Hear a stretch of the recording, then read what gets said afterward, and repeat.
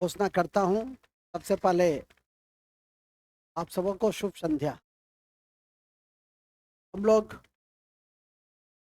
BPSC geography की कक्षा में है और आज का उत्तराखंड सिंचाई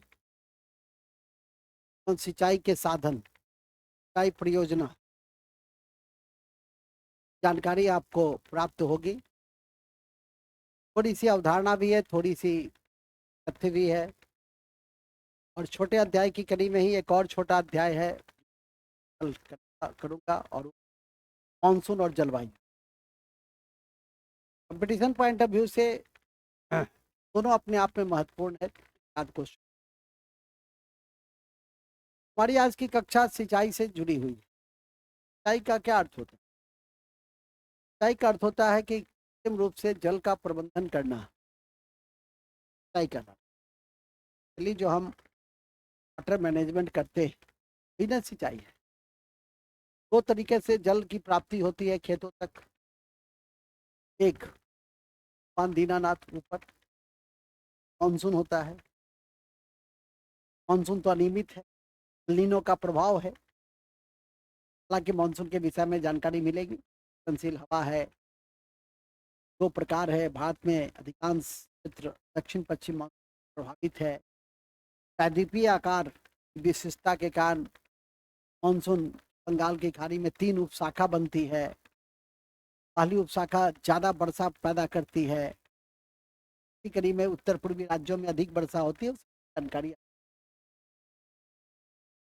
हमारी कक्षा फिलहाल सिंचाई से संबंधित है। कृत्रिम रूप से जल का प्रबंधन, सिंचाई की सबसे ज्यादा आवश्यकता। आ जाओ, सिंचाई की सबसे ज्यादा आवश्यकता क्या हो? आगे आओ, आगे बैठो। सिंचाई की सबसे ज्यादा आवश्यकता कृषि के क्षेत्र में ही होता है। हमारे देश में भूमि जल, धरातल जल का लगभग 85% उपयोग कृषि में ही होता है। स्वाभाविक है कि भारत एक कृषि प्रधान देश है। धान की खेतों में सबसे ज्यादा पानी की जरूरत होती है और के कारण धान की खेती को अंतर्राष्ट्रीय स्तर पर हतोत्साहित, क्योंकि ग्लोबल वार्मिंग गैस इथेन का सृजन करता है। स्वाभाविक तौर पे हम लोग हालांकि वर्षों, हजारों सैकड़ों वर्षों अभी भी अपने गांव में जहाँ अपना मकान रहता है उसके आसपास धान कभी नहीं लगाते। जब भी लगाते हैं चौर में लगाते। क्यों? क्योंकि धान का खेत गर्मी उत्पन्न करता है। गर्मी उत्पन्न करेगा तो स्वाभाविक है कि घर प्रभावित होगा। घर के आसपास हम लोग क्या रखते थे? बागवानी। नहीं, बागवानी जिससे कि ऑक्सीजन मिलेगा। पेड़ पौधे से क्या मिलता है? ऑक्सीजन मिलता है, अभी बता भी रहे थे। तो खैर हम लोग अभी सिंचाई साधन में है। मैंने बताया कि जल और धरातल जल का अधिकांश हिस्सा हम लोग घर में यूज नहीं करते हैं, खाने में नहीं है। पता तो ये 2 मग से नहा ले, मेरे से लगता है। पर इसको ऐसे ही ऊपर से काला बना के भेजे हैं। 2 मग इसके लिए काफी, गोरा बना के। ठीक है, हाँ तो 2 मग भी काफी है। तो हम लोग ज्यादा उपयोग किसका करते हैं? अभी क्या, अभी काल आने दो, सब चमक दे। चमक कहाँ से आए? हाँ, तो मुस्कुरा रहे हैं, क्या बात है? चमक है, यही कहना चाह रहा था, लेकिन मेरी इजाजत मांग रहा था। अच्छा, नेचुरली तेज। ठीक है। हाँ, तो मैं बता रहा था कि कृषि के क्षेत्र में हम सबसे ज्यादा जल का उपयोग करते हैं और कृषि के क्षेत्र में ही सिंचाई का प्रबंधन भी। भारत सरकार की तुलना में बिहार सरकार जल प्रबंधन कहीं बेहतर किया है। भारत सरकार अभी तक 52% खेतों तक, भारत सरकार के आंकड़ों के अनुसार 52% ही जबकि बिहार सरकार 77% सिंचित कर चुका है अपनी खेत। इसी कड़ी में प्रधानमंत्री कृषि सिंचाई योजना की भी बात की गई, जिससे कि कृषि का विकास हो सके। कृषि के क्षेत्र में विगत 1 दशक में कई अभिनव काम की बात की गई है। उसी का एक प्रोग्राम था, उसी कड़ी में प्रधानमंत्री किसान सम्मान निधि योजना 2019 तो गोरखपुर से हुई थी। 19वीं किस्त हमने अभी 22,000 करोड़ रुपया किसानों के खातों में दिया है डीबीटी के माध्यम से। तो पहल कहते हैं, का नाम है पहल, ध्यान रखिए। इसी क्रम में जैसा कि मैंने कहा, सिंचाई प्रयोजन, इस सिंचाई कृत्रिम जो प्रबंधन हम जल का करते हैं, इसको क्या कहते हैं? सिंचाई। हमारी आज की कक्षा किससे? हमारी आज की कक्षा जल संसाधन,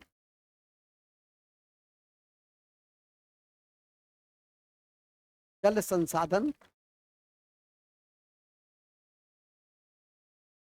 जल संसाधन।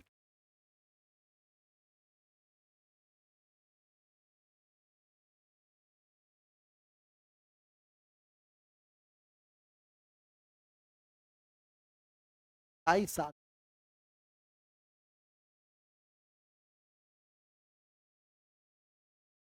और बहुउद्देशीय योजना,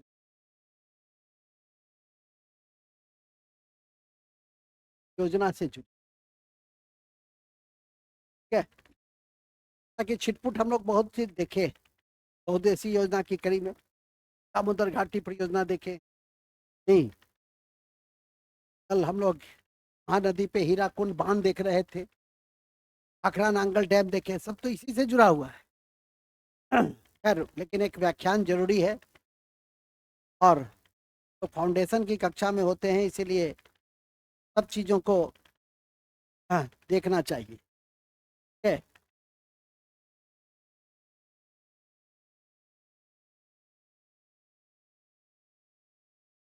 चले आगे, कोई नहीं है।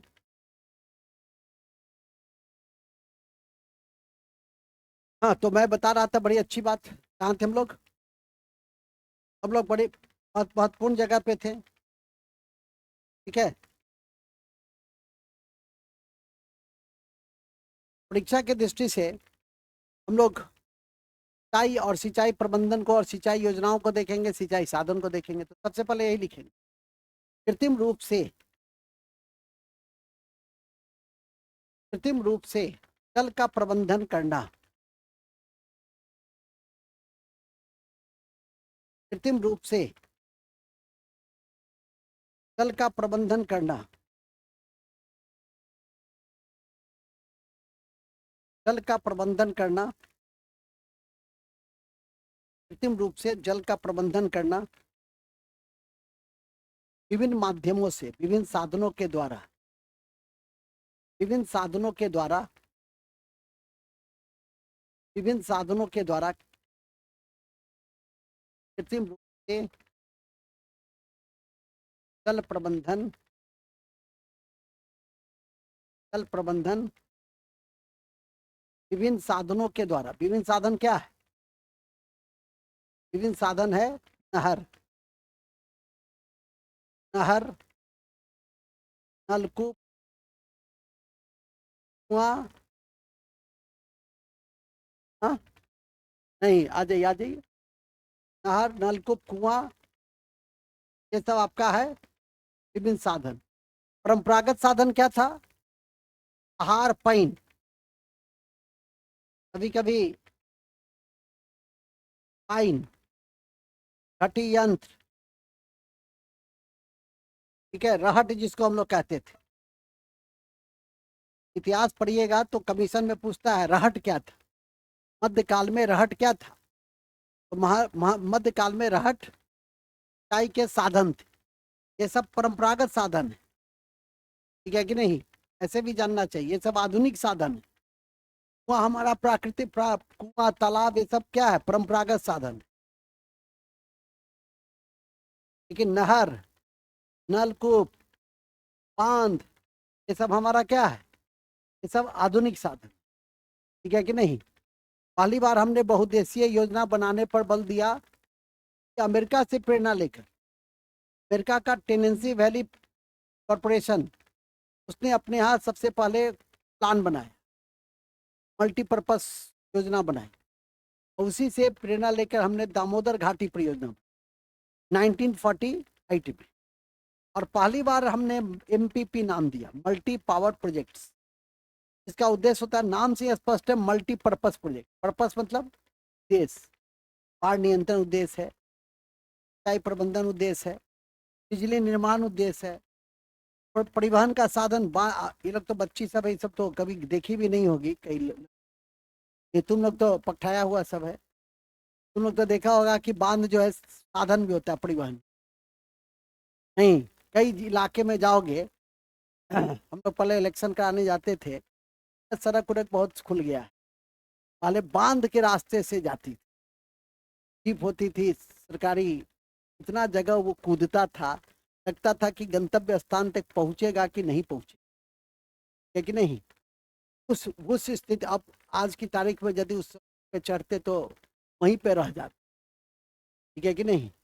जवानी की अवस्था में आदमी कूद फान के पहुंच जाता। तो परिवहन का साधन भी हुआ करता था, तो बांध पे भी पिचिंग कर दिया जाता, हालांकि तकनीकी दृष्टि से, है कि नहीं। मूल बिंदु पे आ जाए। मूल बिंदु यह है कि ने अभी बताया कि जब बहुउद्देशीय है, बने एक से अधिक उद्देश्य, तो उसको मल्टीपर्पज करने लगे। इसी क्रम में जैसा कि मैंने कहा कि रूप से जल प्रबंधन विभिन्न साधन के द्वारा, ये सारे साधन आपसे परीक्षा में यहीं से पूछेगा कि सबसे ज्यादा किस साधन का उपयोग करते हैं, तो नहर का। हालांकि पंजाब नहर का करता है, बिहार उत्तर प्रदेश नलकूप का करता है। नलकूप और कुआं का उपयोग ज्यादा करता है बिहार उत्तर प्रदेश भी, ठीक है कि नहीं। हम लोग क्या एक विभाग भी का हुआ PHED, ठीक है। ये बिहार के वर्तमान मंत्री हैं PHED में संतोष कुमार सुमन, उनके माजी साहब के पुत्र हैं। कहने का मतलब है बिहार के मंत्रियों पे भी ध्यान दो, कमीशन में वो भी पूछता है कि बिहार का कौन सा मंत्री, नहीं वर्तमान में स्वास्थ्य मंत्री कौन है, वित्त मंत्री कौन है, ये सभी पूछता है। केंद्र का भी पूछता है, राज्य का भी पूछता है। वित्त मंत्री सम्राट चौधरी, है कि नहीं। स्वास्थ्य मंत्री मंगल पांडे, भी एक और मंत्री का नाम कैसा भी क्यों सम्मान से नहीं, जनप्रतिनिधि मूल में आ जाए। तो जैसा कि मैंने अभी आपको बताया कि कृत्रिम रूप से जल प्रबंधन विभिन्न साधन से प्राप्त करना हमारा क्या है, वही आपका सिंचाई। क्या है सिंचाई, आपको जानना पड़ेगा। हमारा देश में टोटल 2.4% क्षेत्र, 17.5% हम जनसंख्या लिए, और जल हम प्राप्त किए हुए हैं पूरे विश्व का 4%। पूरे विश्व का कितना प्रतिशत जल लिए हुए, 4%। ये जो 4% है, ये मीठे पानी का जल है, ठीक है कि नहीं। आप खुद समझ सकते हैं कि हम लोग के यहाँ जल की कितनी क्राइसिस। इसका यदि प्रबंधन की तकनीक नहीं सीखेंगे तो आने वाले दिनों में जल की क्राइसिस हो ही रही है। गर्मी के दिनों में तो अब ये दरभंगा जैसे क्षेत्र में जहाँ हजारों तालाब है, हजारों वाटर रिजर्वायर सेंटर है, वहाँ पे भी जल का संकट आप मई के महीनों में, अप्रैल मई के महीनों में कम से कम देखेंगे, जब तक कि पहली मानसून नहीं हो जाए तब तक उस तरह की स्थिति बनी रहती, ठीक है कि नहीं। अन्य जगह की तो बात ही, जहाँ जल की क्राइसिस है बात ही नहीं कर रहा हूँ। मिल में आए, मूल में आइए, इस आंकड़ों को पहले लिख लेंगे नोट में। नोट लिखिए, नोट लिखो, नोट। भारत में, भारत में, भारत में विश्व के कुल क्षेत्रफल का, विश्व के कुल क्षेत्रफल का 2.4%, 2.4%, 2.4% क्षेत्रफल है, 0.5% क्या है, 17.5% जनसंख्या है, और 4% जल है, और 4% जल है।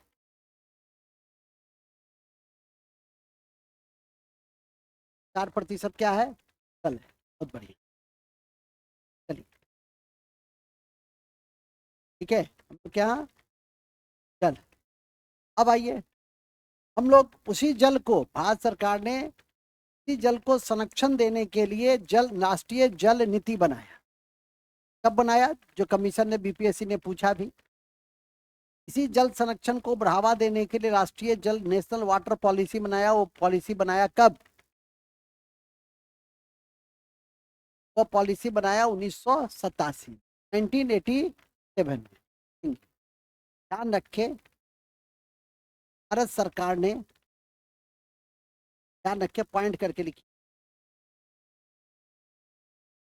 भारत सरकार ने जल संरक्षण को बढ़ावा देने के लिए, जल संरक्षण को बढ़ावा देने के लिए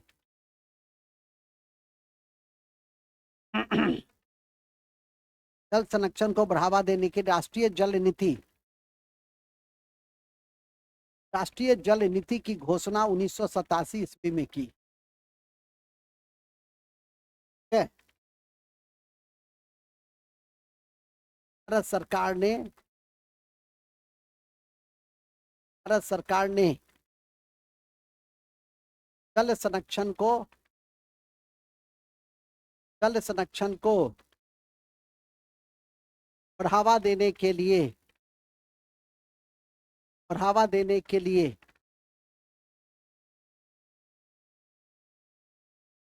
बढ़ावा देने के लिए राष्ट्रीय जल नीति, बाबू याद रखिएगा, राष्ट्रीय जल नीति 1987 में बनाया गया, 87 में बनाया गया।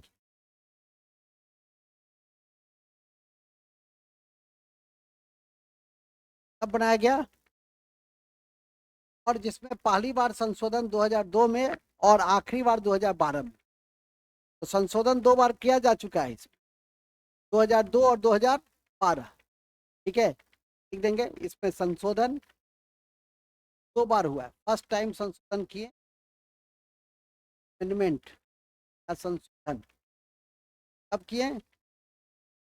2002 में। और सेकेंड टाइम किए 2012 में। 2002 का वर्ष ऐसे भी बहुत महत्वपूर्ण है। 2002 का वर्ष, तो जी नहीं, क्यों 2002 को?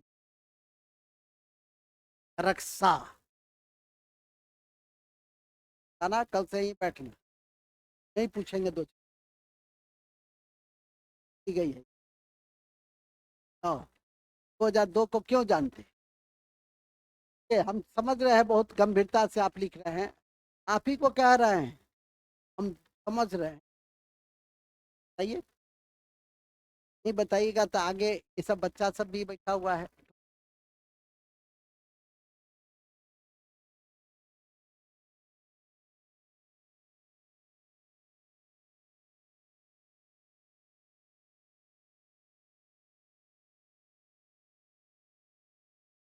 संविधान संविधान नहीं देखना है। तो जी हम जो जानना चाह रहे हैं वो कैसे सब, मन की बात कैसे सब, अपने मन की आंखों से समझ जाओ। माधव कुमार संविधान की बात ही नहीं कर रहे हैं, भूगोल पढ़ा रहे हैं, भूगोल की बातें करेंगे। हम इतिहास की बातें कर रहे हैं, इसमें भूगोल पढ़ा रहे हैं, भूगोल की बातें करेंगे। कौन बताए? हाँ, ये बताइए, जैव विविधता अधिनियम 2002 में है। हाँ, जैव विविधता दिवस कब मनाते हैं? 22 मई को। अब क्या करें, है बच्चा सब है इसलिए आ जाता है। नोट में लिख दो, 2002 में जैव विविधता अधिनियम आया था, भूलना ही नहीं है उसको। 2002 में जैव विविधता अधिनियम है।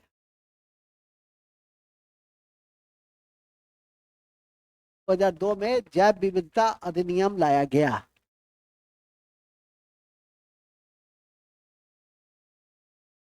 2002 में जैव विविधता अधिनियम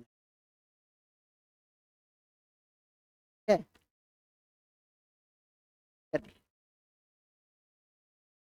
2002 को याद रखो में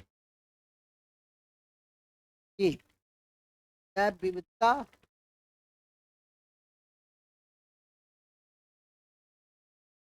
अधिनियम,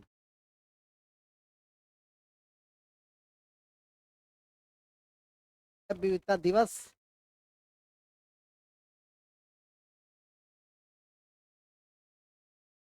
है।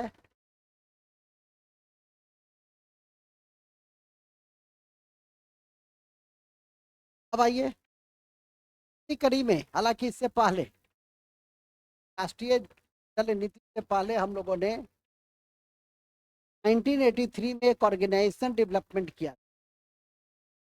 जब देश की प्रधानमंत्री इंदिरा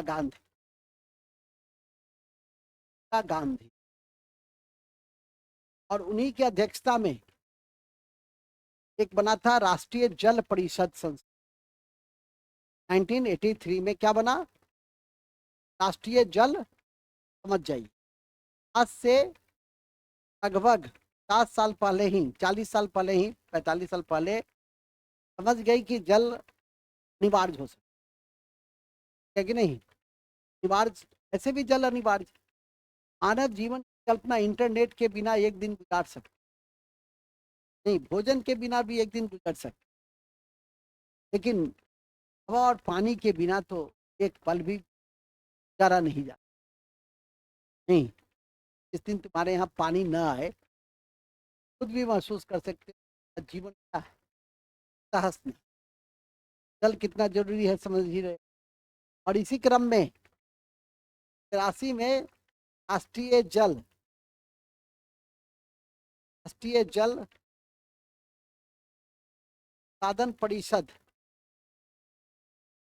संसाधन परिषद की नींव रखी गई। अध्यक्ष एम होते, बढ़िया, आपके लिए इंपॉर्टेंट हो गया। राष्ट्रीय जल परिषद की स्थापना कब हुई?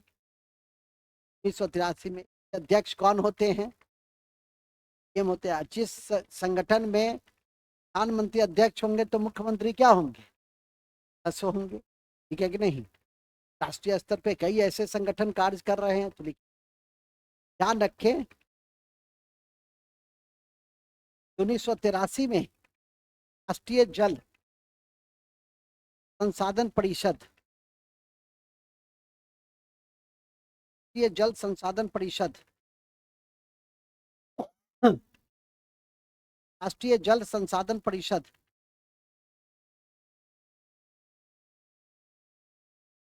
राष्ट्रीय जल संसाधन परिषद की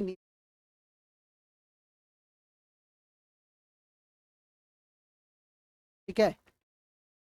राष्ट्रीय जल संसाधन परिषद अध्यक्ष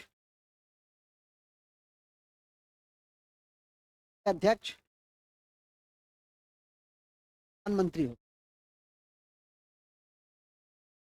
ठीक है।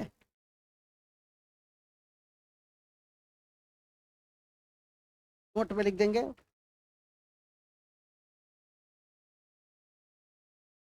जल राज्य सूची का विषय, जल राज्य सूची का विषय, राज्य सूची का, ठीक है। जल राज्य सूची का, जल तो यहाँ इंपॉर्टेंट है ही, हिस्ट्री में भी जल बड़ा इंपॉर्टेंट है। जल का रासायनिक सूत्र H2O होता है। भारी जल का रासायनिक सूत्र H2O होता है, जो बीपीएससी का हिट क्वेश्चन है, ड्यूटेरियम ऑक्साइड D2। 5वां पूछेगा जवाब में, भारी जल का सूत्र है D2, ध्यान रखिए। इसी क्रम में जल की कठोरता बड़ी इंपॉर्टेंट होती है। जल की कठोरता के भी दो रूप होते हैं, उन सबकी व्याख्या केमिस्ट्री फिलहाल हम लोग अभी ज्योग्राफी की, ज्योग्राफी में भी मैं ही हूँ, केमिस्ट्री में भी काफी है मैं ही हूँ, है कि नहीं। स्वाभाविक है कि इसीलिए पूरा सिलेबस पर कंट्रोल भी रहता है, एक पता रहता है कि कहाँ कौन सा चीज है, कहाँ चल रहा है, कितना बताया गया, कितना नहीं बताया है, कि कोई शिकायत नहीं होती है। देश के किसी भी जगह पर कमीशन का पाठ्यक्रम पूरा नहीं, लेकिन यहाँ सर्टेन टाइम से पहले ही कर दिया जाता है, वो भी एकदम बिल्कुल आराम से, हर एंगल से, ठीक है कि नहीं। का कारण सिर्फ एक ही है, ऐसे भी अपने मामले में हस्तक्षेप नहीं, अकेला होता क्या होता है, शेर बनो शेर से। हाँ बोल, हाँ क्या हुआ? हाँ कभी देखे हो, आइए आइए अखलाक साहब आइए, देखिए अंतिम कड़ी है जो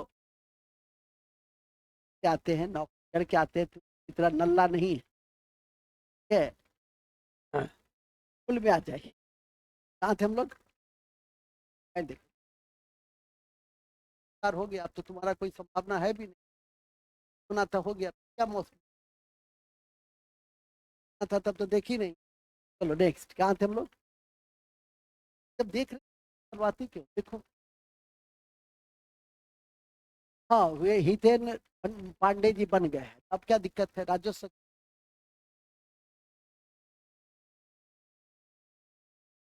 पढ़ के।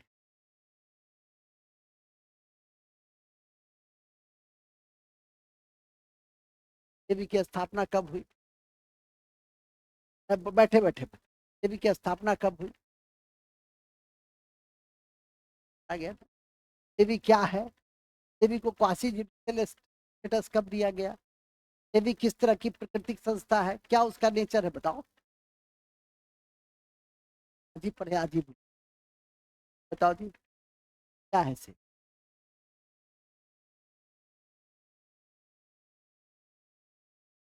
बहुत बढ़िया, कॉन्स्टिट्यूशन राइट नहीं, क्वासी और लीगल स्टेटस, और ये पहले नॉन स्टेचुटरी बॉडी था, भारत सरकार के आदेश से इसकी स्थापना हुई थी, बाजार की सर्वोच्च संस्था। और तब इसके अध्यक्ष, इसका मुख्यालय कहाँ है,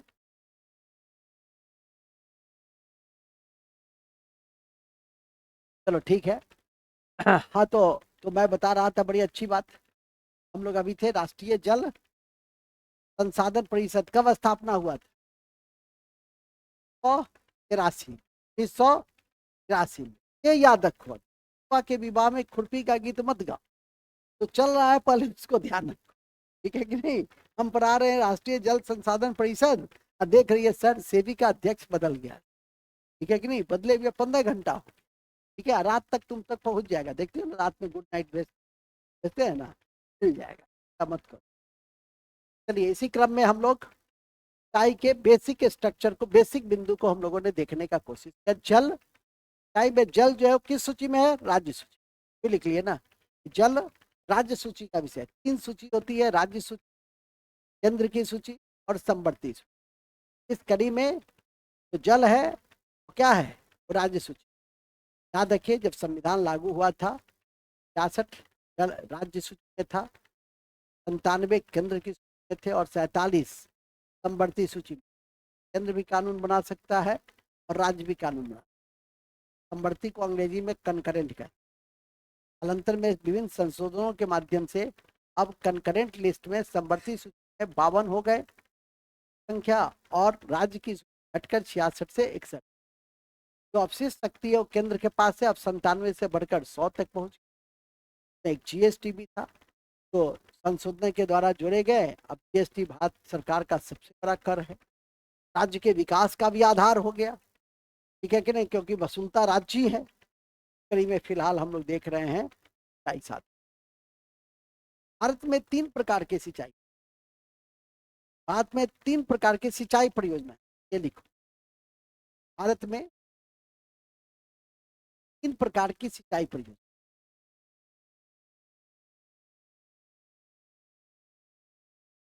सिंचाई परियोजना है, पहला बृहत सिंचाई परियोजना, बृहत सिंचाई परियोजना कौन सी सिंचाई परियोजना? बृहत सिंचाई परियोजना, बृहत बृहत कौन सी सिंचाई परियोजना? बृहत सिंचाई। ये बृहत सिंचाई परियोजना क्या होती है? ऐसी सिंचाई परियोजना जो 10,000 हेक्टेयर से अधिक की सिंचाई, क्या कहेंगे? क्या कहेंगे? आता है बड़े बड़े बांध, मल्टीपर्पज प्रोजेक्ट्स के तहत लिखेंगे ऐसी सिंचाई परियोजना, ऐसी सिंचाई परियोजना जिस 10,000 हेक्टेयर से अधिक की, 10,000 से हेक्टेयर से अधिक की,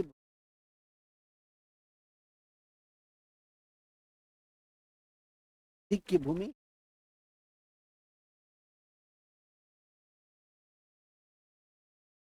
जैसे, जैसे जैसे जैसे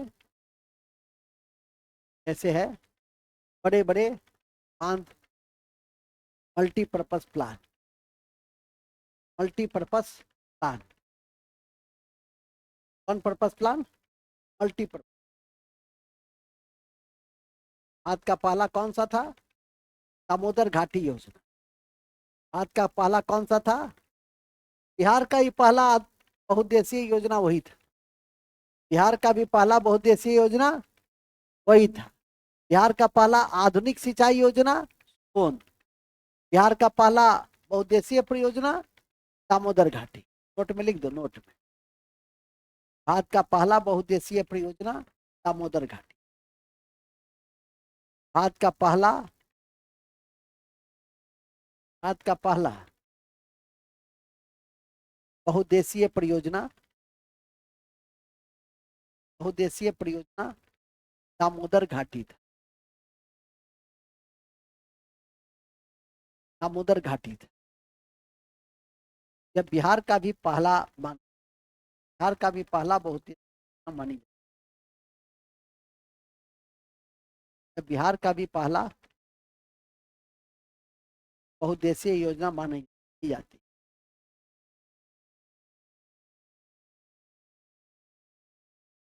बिहार का भी पहला बहुउद्देशीय मानी जाती। ठीक है, कौन मानी जाती? कौन मानी जाती है सर? नोट में एक लाइन और लिख दो। बिहार की पहली आधुनिक योजना को माना जाता है। बिहार की आधुनिक योजना, बिहार की आधुनिक सिंचाई योजना उनको माना जाता है, उनको माना जाता है। बिहार की पहली सिंचाई परियोजना को मानी जाती है 1814। ये पूछ रहा कौन नदी पर है, मैं यहीं बेहोश हो जाऊं। नदी यदि कोसी नदी पे होता तो मैं स्वयं दिखाता, भूलेंगे नहीं। लेकिन सोन नदी, सोन किस नदी पर हो, बताने की कोई जरूरत है नहीं। दामोदर घाटी परियोजना किस नदी पर होगा? सर पे होगा, ये बताने की जरूरत है नहीं। ठीक है, नेक्स्ट। ये तो आप बृहत पाला।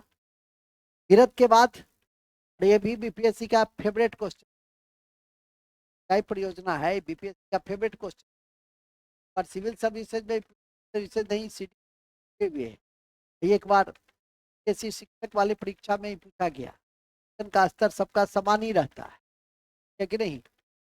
ये नहीं कि ये सिटी का है सर थोड़ा सा एसडीएम से कम रैंक का होगा, ऐसा नहीं। आप तो खैर निश्चित एक ही साथ कर दिया। पहले परीक्षा अलग अलग आयोजित होती, अब परीक्षा एक ही साथ आयोजित होता, कट ऑफ अलग अलग, लेकिन वो है वो एक ही साथ परीक्षा लेता है। आ जाइए, क्या है कि जैसा कि मैंने अभी आपको बताया कि बृहत 10,000 हेक्टेयर से ऊपर, मध्यम मध्यम मध्यम सिंचाई योजना, ऐसी सिंचाई योजना, ऐसी सिंचाई योजना के तहत, ऐसी सिंचाई योजना जिसके तहत, इसके तहत 2000 हेक्टेयर से 10,000 हेक्टेयर तक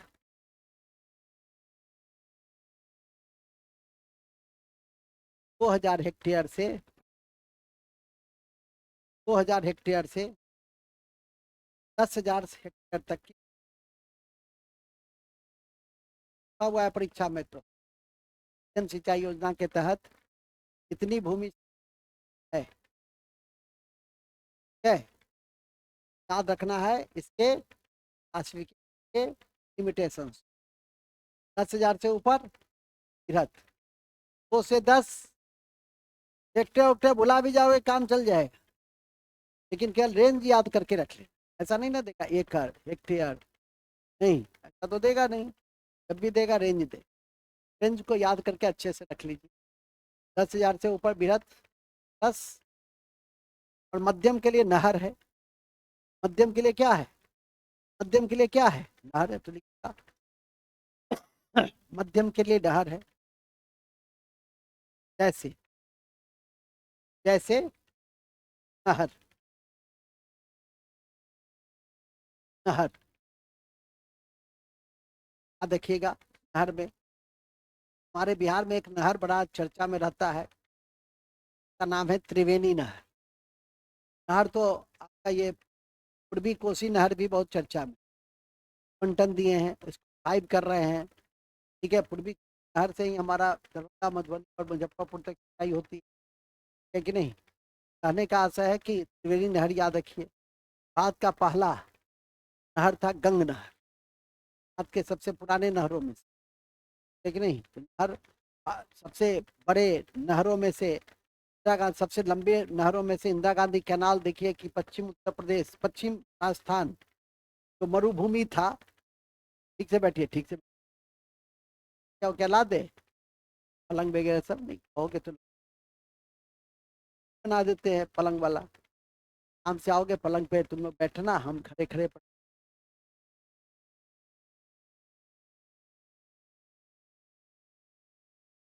साधना करो ना, टाइट होके बैठो, स्थिति पढ़ाने वाली नहीं है, कई पेन कर रहे है, देख रहे हो टाइट हो गए, साधना कर रहे हैं ना। देखिए हमारे एमटीएस को देखिए, मल्टी टास्क आदमी है, मल्टी टास्क है। स्कूल में एक गिलास पानी भी पिंटू जी। कहाँ थे हम लोग, एसएससी का एक पद भी होता है सीएस, मल्टीटास्क, आप सब काम करवाते, वही हो गया है हमारे पिंटू थे driver, nursing staff. Nursing staff के साथ तो छोड़िए, चाय बहुत अच्छा बनाता है, अब डिमांड इसका हो गया है कि थोड़ा सा पिंटू जी चाय भी बना। क्या हो गया, तो चेंज हो रहा है। स्कूल में आइए, कहाँ थे हम लोग, मध्यम सिंचाई में थे। तो मध्यम सिंचाई में भारत का सबसे पुराना नहर कौन सा है, गंग नहर। नोट में लिखो, कॉन्सेप्ट गैदर करो और फैक्ट गैदर, यही कक्षा का उद्देश्य। ऑफलाइन में रहते हैं, याद करके आइए, ठीक है कि नहीं, बहुत मजा है। ठीक है, याद करके आओगे तो मजा आएगा, तभी इसकी सार्थकता रहेगी। ठीक है, देखते हो कहते हैं ना, रोज एक आध लड़का आता है नीरज जी को झाड़ के जाता है, उन ऑनलाइन के नाम कहते हैं कि बिगड़ जाता है। ठीक है, इसको ऐसे लगता है कि जैसे लाल कपड़ा देख के सांड बिगड़ता है, से कहता है नहीं सर ऑनलाइन की बात मत कीजिए, ऑफलाइन बताइए, लेकिन नहीं। अब ऑनलाइन पढ़ने से लोग बिदकते हैं, ऑफलाइन में उसको तो समझता है, ऑफलाइन जाएंगे एकदम हिला डुला के जाएंगे बैठे, तो ऑफलाइन है मिलिट्री सिस्टम वाला, ठीक है कि नहीं। तो धीरे धीरे पता चलता है, देखते हो अब ये लोग रोज पूछते हैं, लेकिन अब कितना देर खड़ा, यदि अंदर का कर्म होगा अगले दिन से जरूर पढ़ के, जब बेच ही दोगी तो फिर तो कोई मनुष्य हो तो शर्म रहनी ही चाहिए। एक बार पूछ दिए, ग्लानि रहनी चाहिए कि सर पूछ, पढ़ाए हुए चीज पूछ दिए, हमको जवाब नहीं दिए, शर्म की बात है। समझा? क्या उत्तर वहां से नहीं, यहाँ जिससे तो वहां से मिले, उत्तर तो मिल ही जाएगा। चलिए आगे लिखिएगा, क्या लिखे? सबसे पुराना नहर गंग नहर। भारत का सबसे पुराना नहर कौन सा नहर? गंग नहर।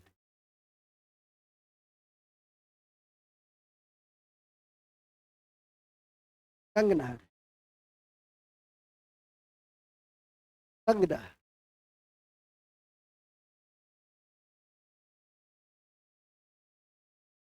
सहारनपुर। कहाँ है ये? सहारनपुर में। वो नहीं दिया, एनीकट दे दी। एनीकट, एनीकट कावेरी नदी। वो नहीं दिया, तब कौन दे दीजिएगा? एनीकट है।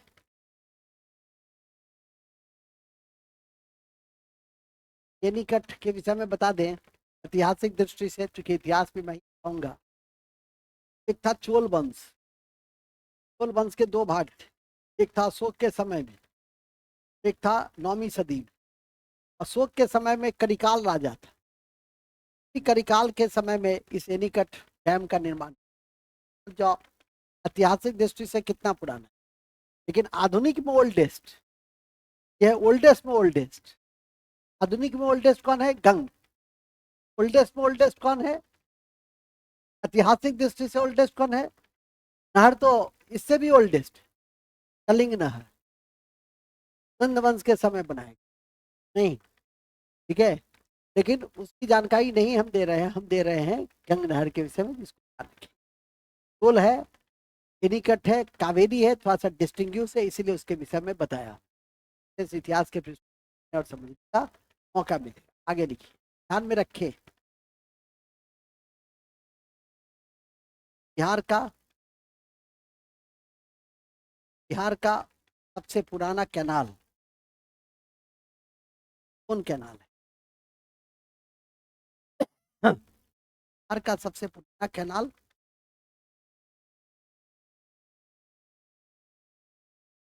बिहार का सबसे पुराना कैनाल कौन सा कैनाल? कौन कैनाल है? कौन कैनाल है? कैनाल आपके लिए ऐतिहासिक और आधुनिक संदर्भ में भी ध्यान रखना है। कैनाल के ऊपर को बताए भी हुए हैं, पहले की कक्षा में, जब ये छोटी कक्षा फाउंडेशन में कर रहा था तो से सबसे पहले कैनाल पे कौन सा शासक बल दिया था?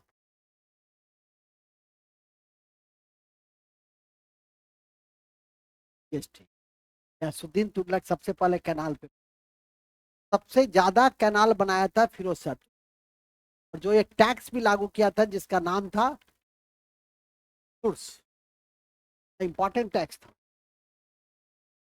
है।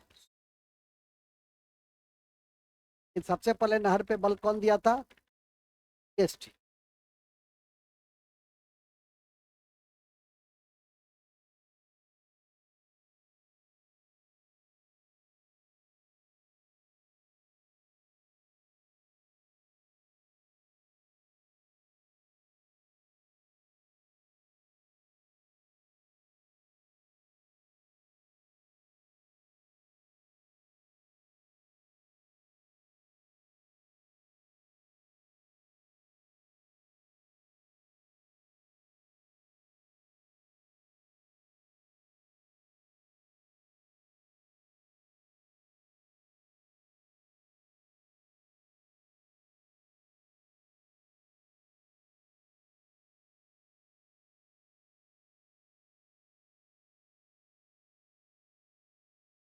टाइप कर दिया, तो याद वाद रखे, अच्छी बात है। गयासुद्दीन तुगलक नहर पे सबसे पहले बल दिया, ठीक है। इसके बाद एफएसटी ने सबसे ज्यादा बल दिया, सबसे ज्यादा नहर, 23 नहर का निर्माण करने का श्रेय एफएसटी फिरोज शाह तुगलक को जाता है।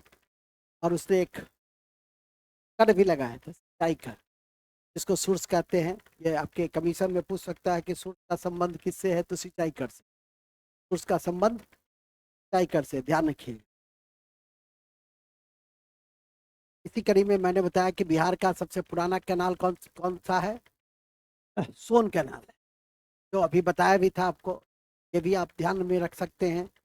इस तरह से इन चीज़ों को आपको ध्यान में रखना है। कैनाल में भारत का सबसे लंबा कैनाल कौन सा है? कैनाल में सबसे लंबा कैनाल आपका इंदिरा गांधी कैनाल, भी लिख दीजिए। वर्तमान में भारत का सबसे लंबा कैनाल,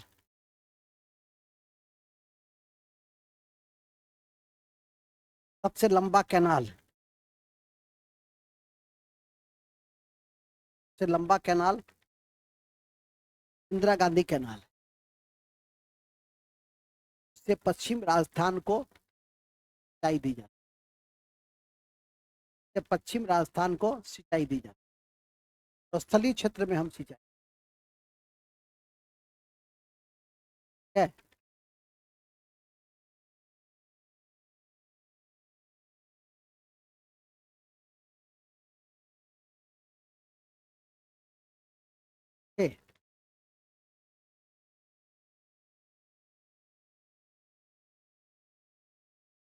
नेक्स्ट, इसी कड़ी में आपको यह भी याद रखना होगा परीक्षा के दृष्टि से कि दो कैनाल और भी चर्चा में आता है हमेशा, तो कॉपी के ऊपर में लिखवाए थे। एक स्वेज कैनाल, दूसरा पनामा कैनाल। पनामा नहर कौन से दो महासागर को जोड़ती है? अटलांटिक को प्रशांत से जोड़ती है, वेरी गुड। और स्वेज नहर का अवधारणा किसने दिया था? लेसेप्स ने। कॉपी के ऊपर में लिख लो, स्वेज नहर की अवधारणा लेसेप्स ने दिया था, लेसेप्स ने दिया, लेसेप्स ने दिया था,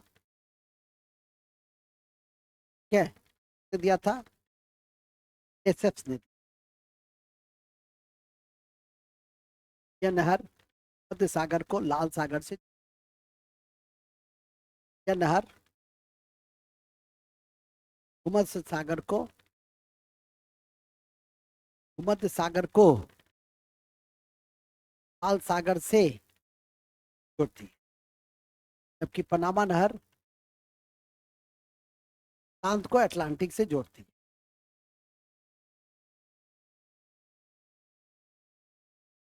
जबकि पनामा नहर प्रशांत को अटलांटिक से जोड़ती है। दोनों नहर याद रखिएगा। इंदिरा गांधी कैनाल भी याद रखिएगा, इंदिरा गांधी कैनाल याद रहेगा ना? कहाँ? पश्चिम राजस्थान। बिहार का ओल्डेस्ट कौन है? बिहार का सबसे पुरानी नहर कौन है? सबसे पुरानी नहर है कौन?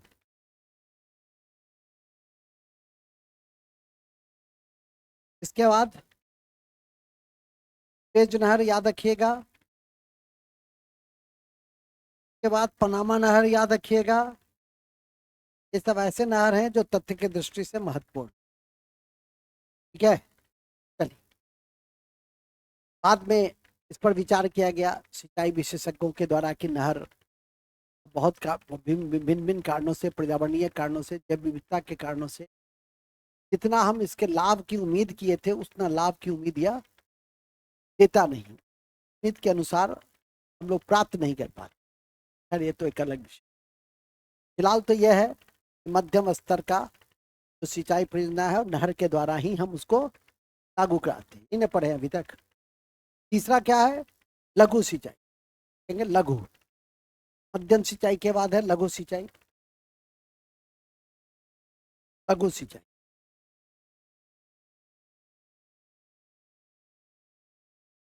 लघु सिंचाई, लघु सिंचाई, लघु सिंचाई में क्या होगा? 2000 हेक्टेयर से कम जो जो जिस साधन से सिंचाई करेंगे उसको हम कहेंगे माइनर इरिगेशन या लघु सिंचाई। बृहद सिंचाई क्या है? 10,000 हेक्टेयर से ऊपर, मध्यम सिंचाई क्या है? 2000 से 10,000 हेक्टेयर। और लघु सिंचाई क्या है? 2000 हेक्टेयर से, हो गया तैयार, लिख देंगे लघु सिंचाई। लघु सिंचाई परियोजना। जब वैसी परियोजना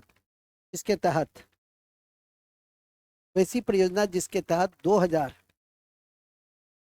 हेक्टेयर से कम,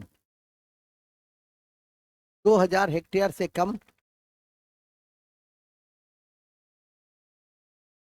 2000 हेक्टेयर से कम कृषि योग्य भूमि पर,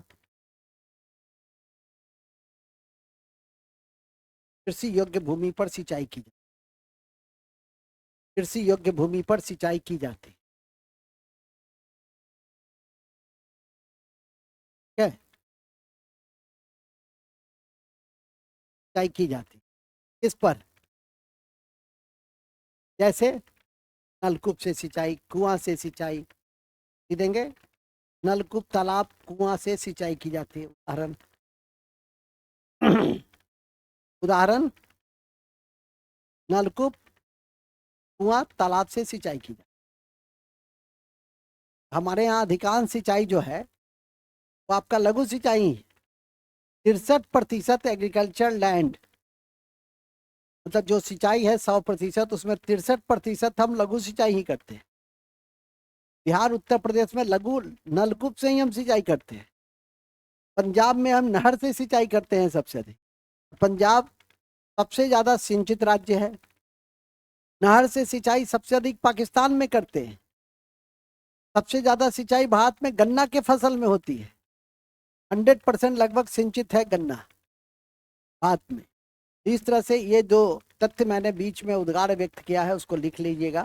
पहले तो ये लिख लीजिए, भारत में 63% नलकूप से ही सिंचाई की जाती है। ध्यान रखें, उल्लेखनीय है कि भारत में सबसे अधिक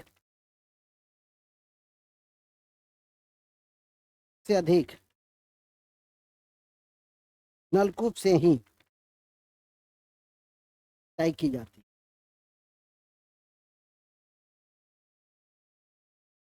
नलकूप से ही सिंचाई की जाती है।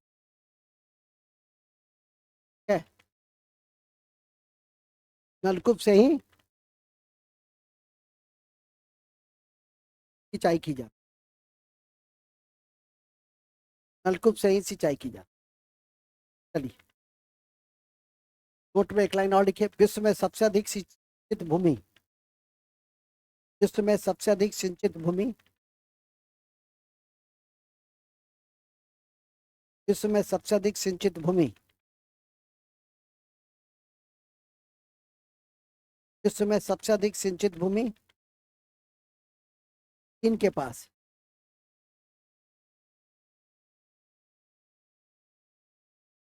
चीन के पास, इसके पास है, चीन के पास, के पास, चीन के पास।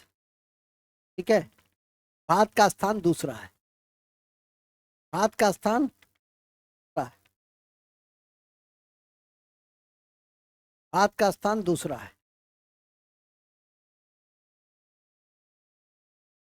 रिकॉर्ड लिखो, भारत में पंजाब सबसे अधिक नहर से सिंचाई करता है। भारत में पंजाब सबसे अधिक नहर से सिंचाई करता है, सबसे अधिक नहर से सिंचाई करता है।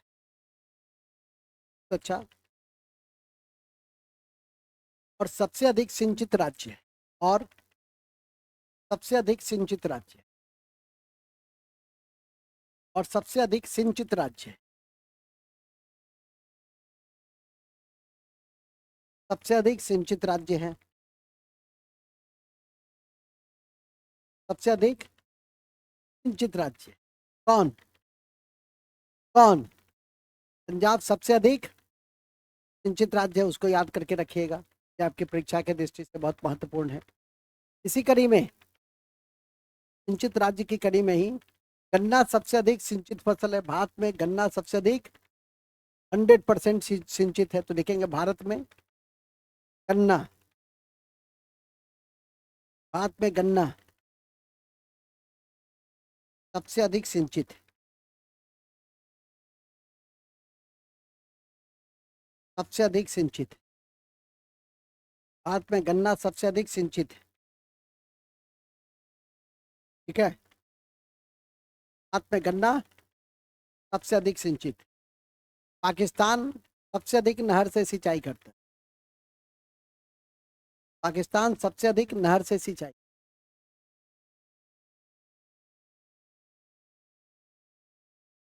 इन छोटे मोटे तथ्यों के साथ आपकी 22 का पहला भाग समाप्त। पाकिस्तान सबसे अधिक नहरों का देश कहते हैं, ठीक है। नहरों का देश कौन है? पाकिस्तान है। हवाओं का देश कौन है? डेनमार्क। वहां सबसे ज्यादा हवा से ऊर्जा में कन्वर्सन होता है। तो हवाओं का देश कहते हैं, पवनों का देश। किसको? नहरों का देश, झीलों का देश, फिनलैंड। झीलों का देश, झीलों का देश, हाँ याद रखिए। अभी फिलहाल हम लोग हैं सिंचाई में। अब आइए सिंचाई साधन। ये हमारे यहाँ तो वो लिख लिए थे ना, सिंचाई नलकूप से सबसे अधिक सिंचाई यूपी में होती है, भी लिख लीजिए। एंड और नलकूप से सबसे अधिक सिंचाई यूपी में होती है, नलकूप से सबसे अधिक सिंचाई यूपी में होती है।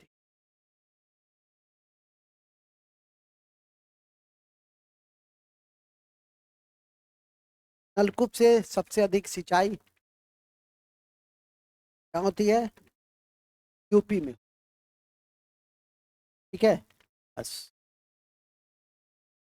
एकदम बेसिक फैक्ट है जिसको याद करके।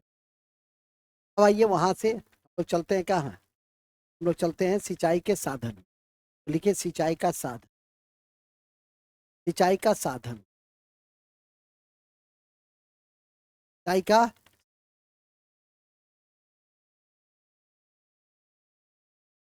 सिंचाई का साधन।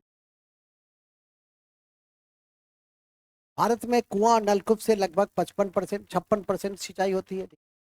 भारत में, भारत में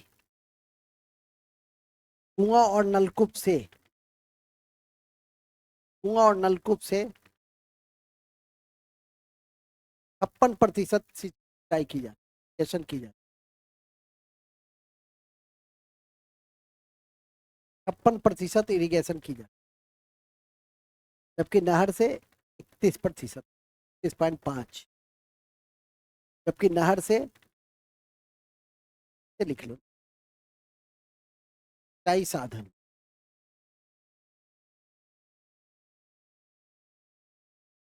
सिंचाई साधन, नलकूप, हाँ, कितना के बाद नहर से कितना?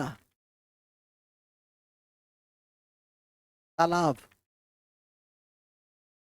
तालाब में लिख देंगे ब्रैकेट में दक्षिण भारत में अधिकांश। तो कहाँ कितना? 6%, 6% होती है, 6% होती है।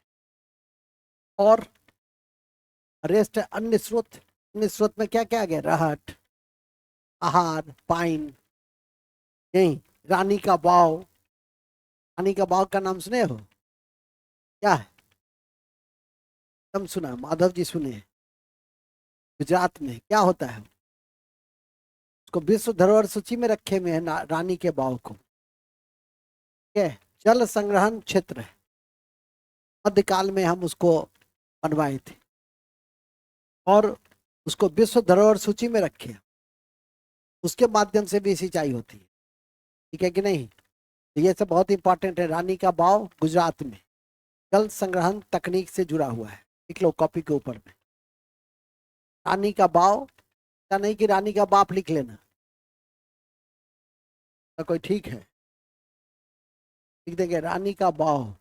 बाव लिखना जानते हो ना, रानी का बाव, बाव गुजरात में क्या है ये, जल संग्रहण तकनीक।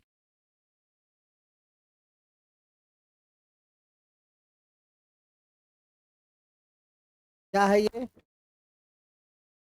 है विश्व धरोहर सूची में, भारत में जो 43 विश्व धरोहर सूची में है,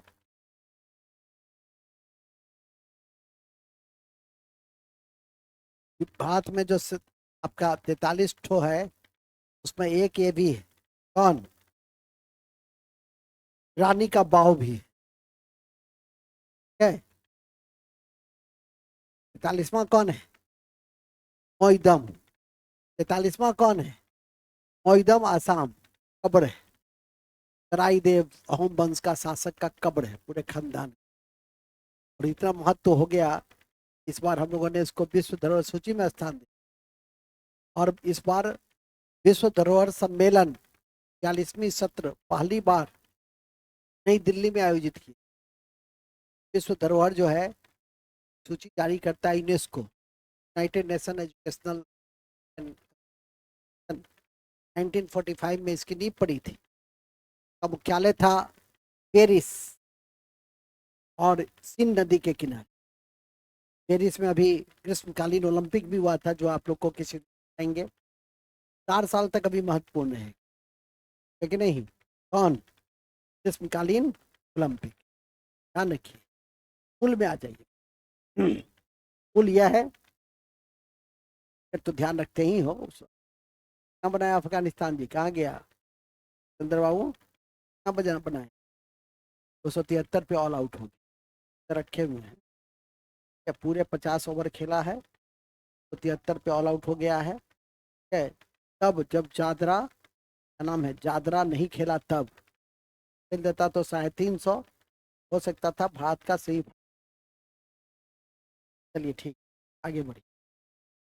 हम लोग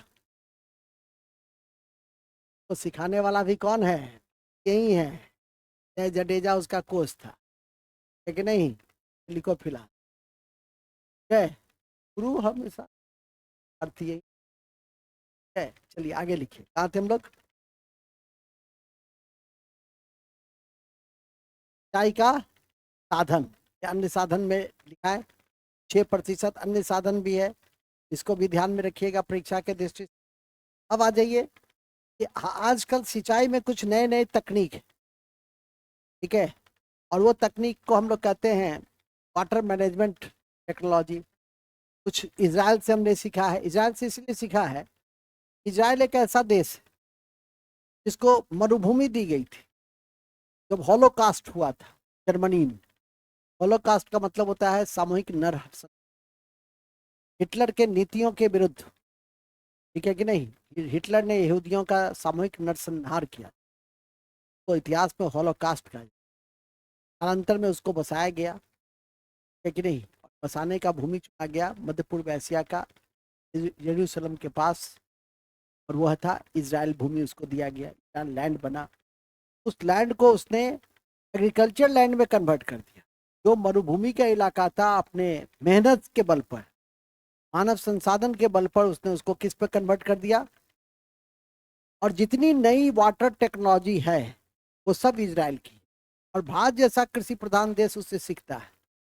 क्या कि भारत और इजराइल के बीच जो समझौता होगा, उसमें सैन्य समझौता तो है ही, लेकिन एक समझौता कृषि समझौता भी हो। ये बहुत बड़ी बातें हैं, और उसी कड़ी में कुछ महत्वपूर्ण सिंचाई तकनीक है, जैसे फर्टिगेशन, जैसे ड्रिप इरिगेशन, जैसे स्प्रिंगल इरिगेशन। ये सब जो इरिगेशन है, ये सब भी आपकी परीक्षा की दृष्टि से बड़ा मायने रखता है, लिखिएगा।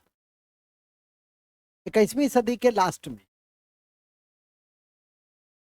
सिंचाई के कई नई नई तकनीक का विकास हुआ।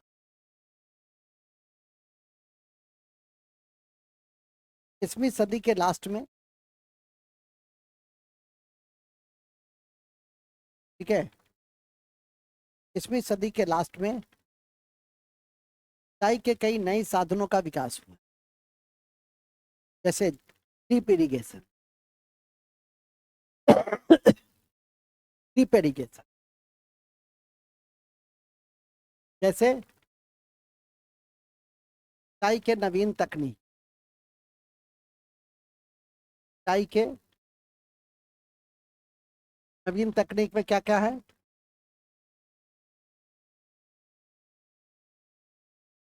ड्रिप इरिगेशन, ड्रिप इरिगेशन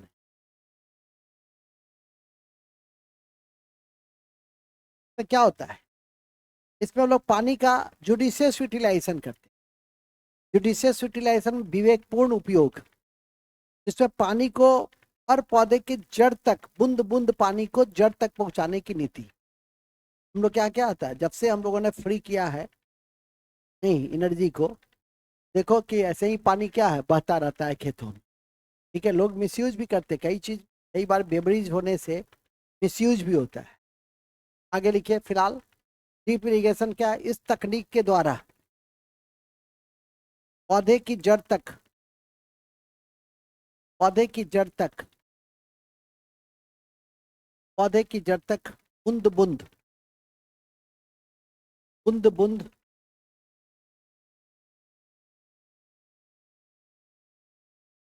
बूंद बूंद पानी पहुंचाकर, बूंद बूंद पानी पहुंचाकर सिंचाई की जाती है। बूंद बूंद पानी पहुंचाकर सिंचाई की जाती है। बूंद बूंद पानी पहुंचाकर सिंचाई की जाती है, ड्रिप इरिगेशन। उसे ड्रिप इरिगेशन कहते हैं। इसे बूंद बूंद कहाँ तक? बूंद बूंद पौधे की जड़ तक, पौधे की जड़ तक। ठीक है, बागानी खेती में काम देगा, धान में तो नहीं काम देगा। धान में तो पानी चाहिए एकदम फव्वारा में बढ़िया से, 200 सेंटीमीटर से अधिक पानी चाहिए। ड्रिप इरिगेशन एक। दूसरा है स्प्रिंगल, स्प्रिंगल, स्प्रिंगल इरिगेशन तो कहते हैं फव्वारा सिंचाई। फुहारा कहिए। चाय के खेत में क्या जरूरत है, इस टाइप की सिंचाई की जरूरत। स्प्रिंगल इरिगेशन में क्या, पानी के ऊपर चारों ओर थोड़ा थोड़ा पानी रहना चाहिए पौधे पर। फव्वारा स्प्रिंगल इरिगेशन है, लिखेंगे। इसमें पौधे के ऊपर से पानी विशेषकर चाय की खेती में पहुंचाई जाती, चाय की खेती में पहुंचाई जाती, ऊपर से चाय की खेती में पहुंचाई जाती। ठीक है, इसमें पहुंचाई जाती है, चाय की खेती में पहुंचाई जाती। क्या क्या पहुंचाते हैं? पानी पहुंचाते हैं, फव्वारा सिंचाई हुआ। इसके बाद ये तीसरा है फर्टिगेशन। तीसरा है फर्टिगेशन। फर्टिगेशन हिंदी में भी फर्टिगेशन ही है, अंग्रेजी में भी फर्टिगेशन ही। ठीक है, फर्टिगेशन। फर्टिगेशन क्या होता है कि जब जल के साथ उर्वरक को, फर्टिलाइजर को मिलाकर पानी के जड़ तक जब हम पहुंचाते हैं, पौधे की जड़ तक जब पहुंचाते हैं, तो उस तकनीक को हम फर्टिगेशन कहते हैं। लिखिएगा, ऐसी तकनीक, सिंचाई की वह विधि या ऐसी तकनीक जिस जल के साथ फर्टिलाइजर को, जल के साथ फर्टिलाइजर को पौधे के जड़ तक, पौधे के जड़ तक, पौधे के जड़ तक जो पहुंचाई जाती है, पौधे के जड़ तक जो पहुंचाई जाती है उसे ये क्या कहते हैं? इसे फर्टिगेशन कहते हैं। इसे क्या कहते हैं? इसे फर्टिगेशन कहते हैं। ठीक है, उसे क्या कहते हैं? उसे फर्टिगेशन कहते हैं। बहुत अच्छा, फर्टिगेशन समझ में आ गया। फर्टिगेशन क्या है? Water with fertilizer. Water with fertilizer, उसको क्या कहेंगे? और फर्टिलाइजर जब भी केमिकल फर्टिलाइजर होगा तो उसमें क्या तीन तत्व की आवश्यकता होती है? नाइट्रोजन, फास्फोरस और पोटास। मैंने बताया था कल कि भारतीय मिट्टी में किस दो तत्व की कमी होती है? नाइट्रोजन और फास्फोरस की कमी होती है। ये तो आप कॉमन भी समझ सकते हैं। ठीक है, इसीलिए मैंने कल कमियों वाले बिंदु पे बल नहीं दिया, मैंने अधिकता वाले बिंदु पे बल दिया कि किस चीज की अधिकता होती है। कमी तो ऑलरेडी अंडरस्टूड है। यदि आप इंटीग्रेटेड अप्रोच से देखिए अपने से भी समझ सकते थे, लेकिन मार्गदर्शक के माध्यम से बहुत सारी चीजें आसान हो जाती है। जिसको अपने से समझने में 1 सप्ताह लग जाता है, उसको आप घंटा 2 घंटा में आप उन चीजों को क्या होता है समझ जाते हैं। और उसको याद करने में इतना पसीना छूटता है कि सब कुछ रेडीमेड है, सिर्फ याद रखना। और उसमें इतनी समस्या मूल में आ जाएगी। मूल यह है कि जैसा कि मैंने अभी आपको बताया, ये तकनीक। अब आइए कि भारत का नहर कौन कौन सा है इंपॉर्टेंट, किस किस राज्य का नहर महत्वपूर्ण है, बहुदेशीय परियोजना में कौन कौन महत्वपूर्ण है, किस राज्य से संबंधित है। ईटी के दृष्टि से तो यही सब चीज जानना है। ठीक है कि नहीं? लिखेंगे। नेक्स्ट है भारत के सिंचाई का, भारत के सिंचाई के मुख्य स्रोतों में नहर विभिन्न राज्यों के निम्नलिखित महत्वपूर्ण है। विभिन्न राज्यों के निम्नलिखित महत्वपूर्ण, निम्नलिखित महत्वपूर्ण। क्या महत्वपूर्ण है? निम्नलिखित महत्वपूर्ण। कैसे? कैसे?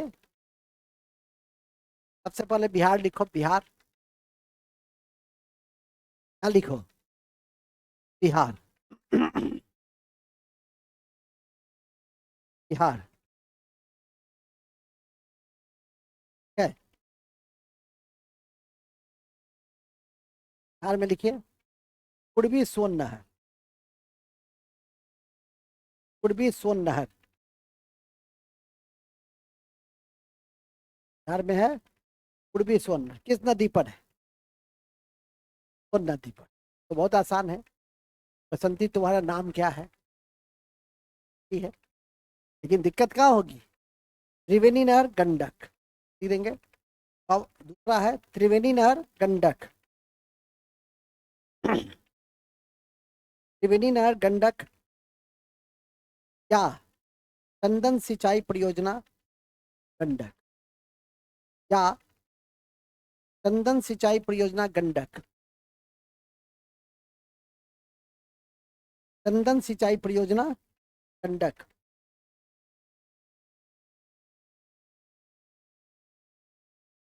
ठीक है,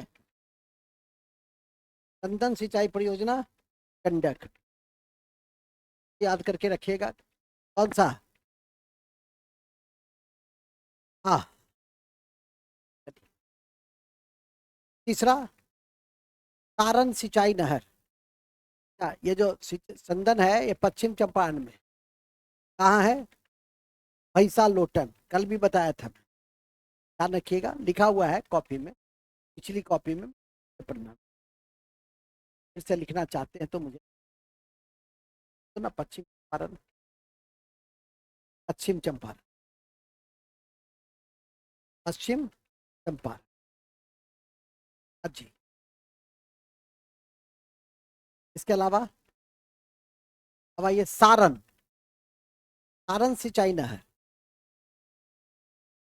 सारण सिंचाई नहर गंडक नदी पर। सारण सिंचाई नहर गंडक नदी,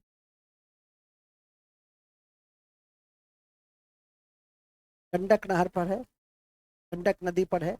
और यह गंडक परियोजना का ही भाग है, और यह गंडक परियोजना का ही भाग है।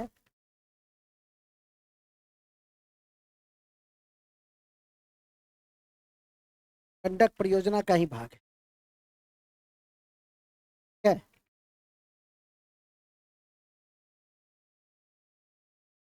गंडक परियोजना का ही भाग है। नेक्स्ट, इसके बाद आ जाइए, तीसरा हो गया, बिहार हो गया। बिहार के बाद आ जाइए झारखंड। झारखंड, झारखंड, झारखंड में 3 बांध बड़ा इंपॉर्टेंट, और 3 बांध है, मैथन बताए भी थे, तिलैया, बेलपहाड़ी। ये तीनों बांध किस नदी पर है? कौन सा? बराकर नदी पर। वेरी गुड, चलेंगे।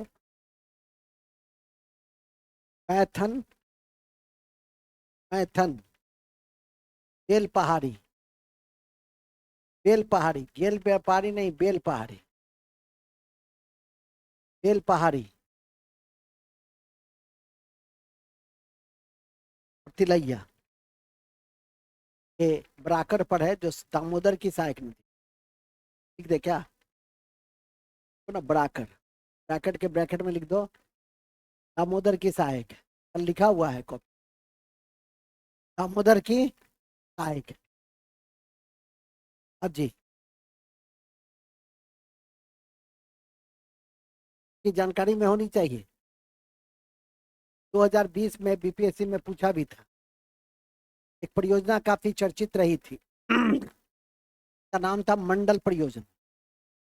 और मंडल परियोजना की करेंट था, बना था, उद्घाटन हुआ था। तो अभी क्या, कोई भी नई परियोजना का उद्घाटन कहीं होगा तो आपके लिए इंपॉर्टेंट हो जाएगा, बात है। करंट में भी रख सकते हो, ज्योग्राफी में भी रख सकते हो। मंडल परियोजना लिख दीजिए, मंडल परियोजना, झारखंड में उत्तरी कोयल नदी पर, उत्तरी कोयल नदी पर। कोयल नदी सोन की सहायक नदी, कोयल नदी सोन की, सोन की नहीं, सोन की, सोन की सहायक नदी, सोन की सहायक नदी। किसकी? किसकी? अजी, काल लिख लीजिए, तिपारा नहर, विराक्षी। बंगाल में लिख देंगे तिलपारा नहर मयूराक्षी नदी पर, मयूराक्षी, तिलपारा नहर, ठीक है।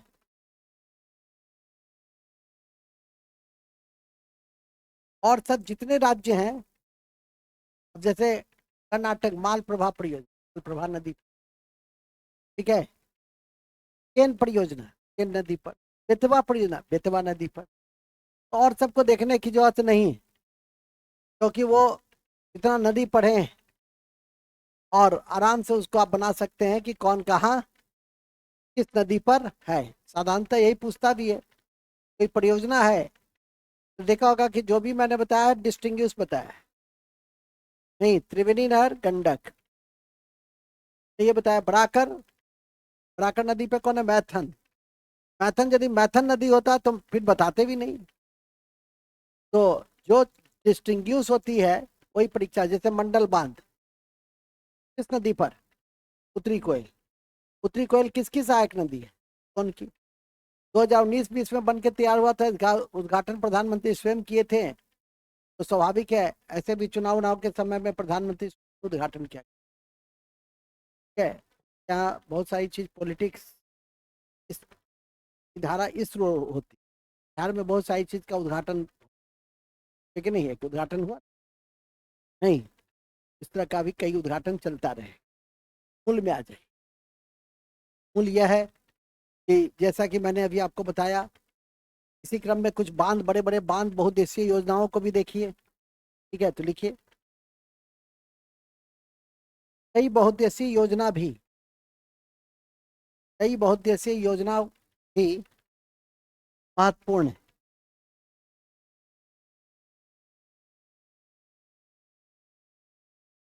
और यह अमेरिका के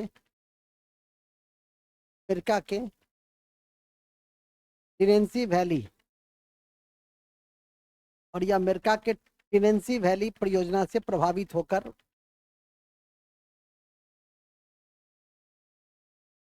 टिनेंसी वैली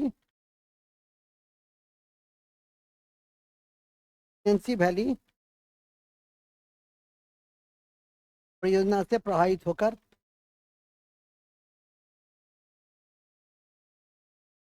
टिनेंसी वैली परियोजना से प्रभावित होकर क्या की? टिनेंसी वैली परियोजना से प्रभावित होकर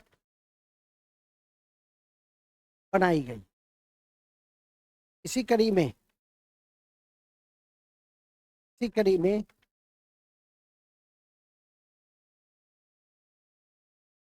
इसी क्रम में जवाहरलाल नेहरू ने जवाहरलाल नेहरू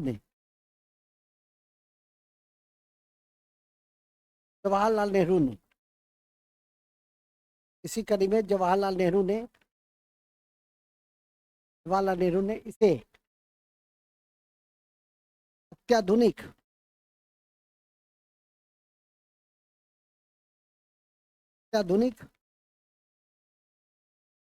मंदिर का नाम दिया।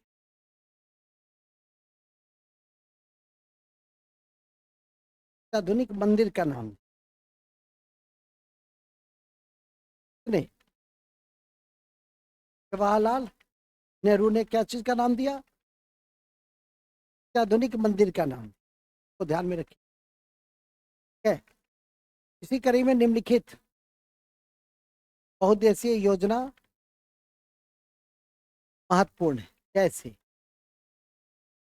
कैसे सबसे पहले लिखिए दामोदर घाटी योजना। कैसे?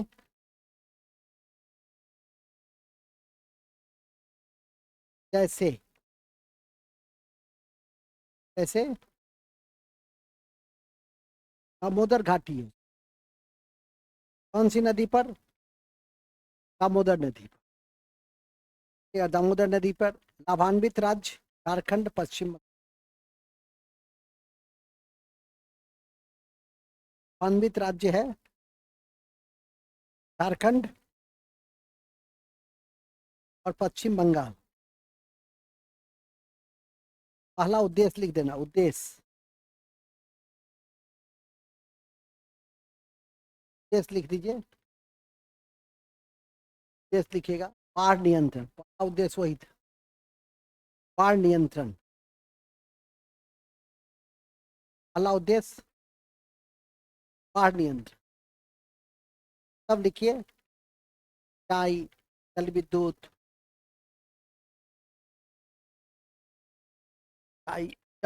इत्यादि।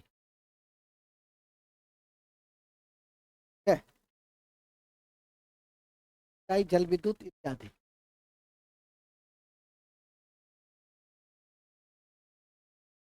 नेक्स्ट लिखिएगा भाखरा नांगल योजना।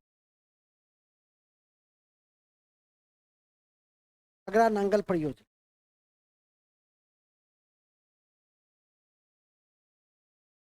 भाखरा नांगल योजना। भाखरा नांगल परियोजना। भाखरा नांगल परियोजना किस नदी पर है? सतलज पर। देखिए सतलज नदी पर है, सतलज नदी पर।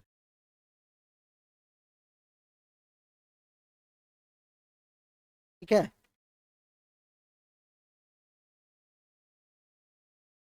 सतलज नदी पर। लाभान्वित राज्य कौन है? पंजाब, हरियाणा, राजस्थान। लाभान्वित राज्य कौन सा है?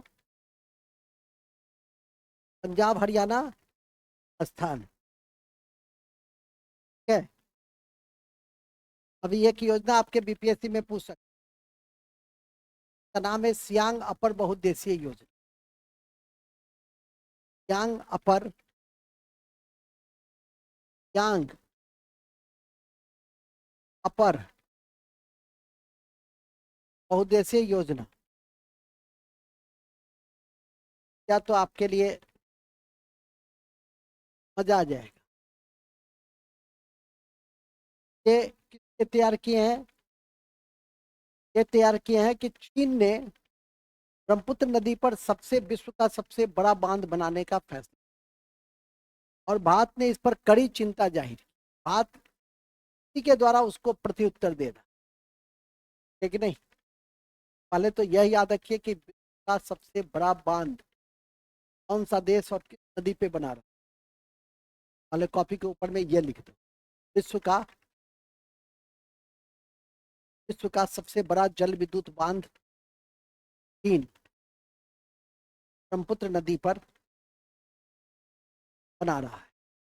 विश्व का सबसे बड़ा, विश्व का सबसे बड़ा जल विद्युत बांध चीन बना रहा है। किस नदी पर? ब्रह्मपुत्र नदी।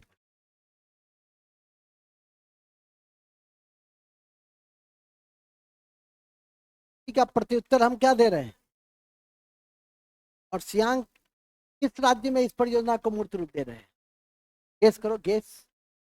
अरुणाचल प्रदेश। सियांग नदी ब्रह्मपुत्र की सहायक नदी, और ब्रह्मपुत्र नदी जो बनती है वो इसी सियांग और लोहित नदी के संगम से बनती है। जैसे भागीरथी और अलकनंदा के संगम से गंगा बनती है ना, इसी तरह से ब्रह्मपुत्र भी बनती है। ध्यान रखिएगा। पहले तो ये लिख लो, सियांग अपर बहुउद्देशीय योजना, सियांग नदी ब्रैकेट में लिख दो, ब्रह्मपुत्र अरुणाचल। सियांग नदी सहायक है, ब्रह्मपुत्र की सहायक है।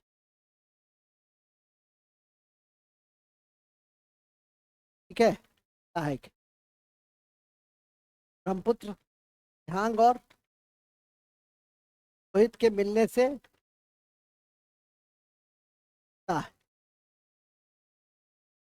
ठीक है, ध्यान रखिएगा।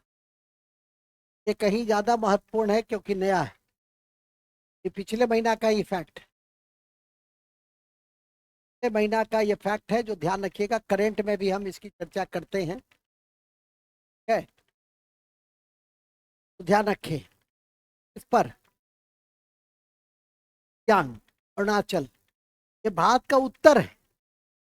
इस चीज का उत्तर है क्योंकि चीन विश्व का सबसे बड़ा जल विद्युत बांध ब्रह्मपुत्र नदी पे बना रहा है। ऐसा उत्तर उद्गम तो भारत है नहीं। ब्रह्मपुत्र का उद्गम कहाँ है?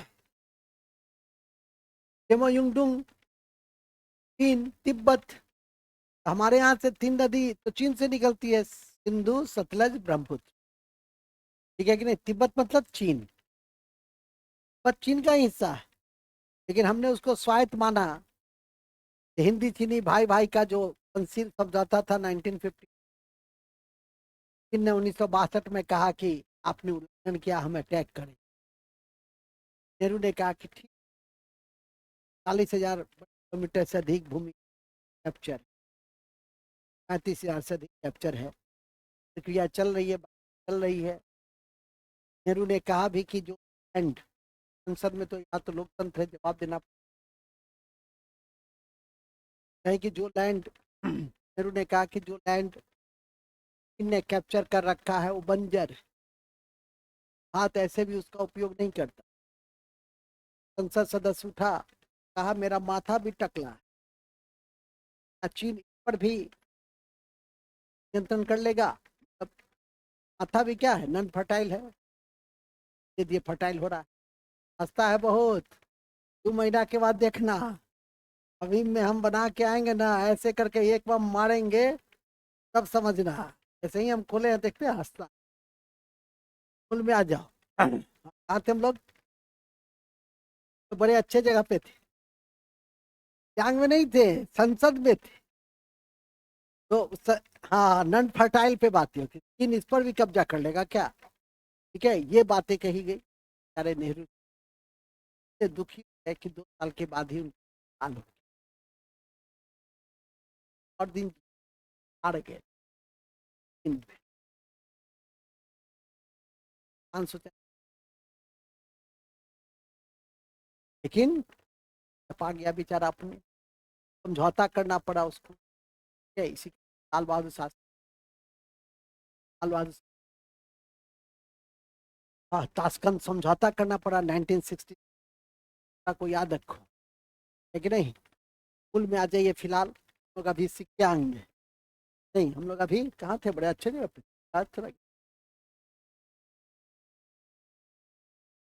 हाँ, सियांग में थे। ये इस बार बीपीएससी में पूछेगा, पूछेगा। विश्व का सबसे बड़ा जल विद्युत, हाँ, नदी पर कौन बना रहा है?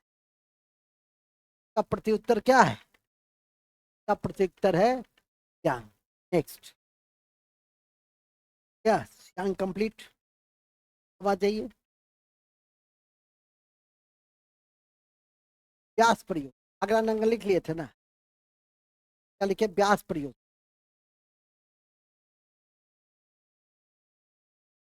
व्यास प्रयोग, व्यास, व्यास प्रयोग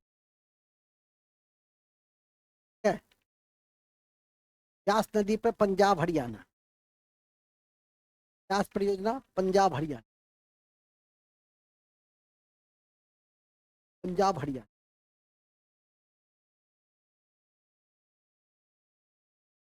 इसका पंच, अभी हाल में एक और हुआ था, पंचेश्वर बहुउद्देशीय परियोजना। पंचेश्वर लिखे, पंचेश्वर बहुउद्देशीय परियोजना। पंचेश्वर सीधे लिख लो ना, बहुउद्देशीय तो ऊपर में लिखे ही। पंचेश्वर किस नदी पर यह समझौता हुआ और किस देश के साथ? कौन बताएगा? टेंशन नहीं लो, ये समझौता हुआ है महाकाली नदी पर, पंचेश्वर, भारत और नेपाल की। सही साल, ये भी आपके लिए इंपॉर्टेंट हो गया, तो लिखेंगे पंचेश्वर परियोजना महाकाली नदी पर, भारत और नेपाल के बीच।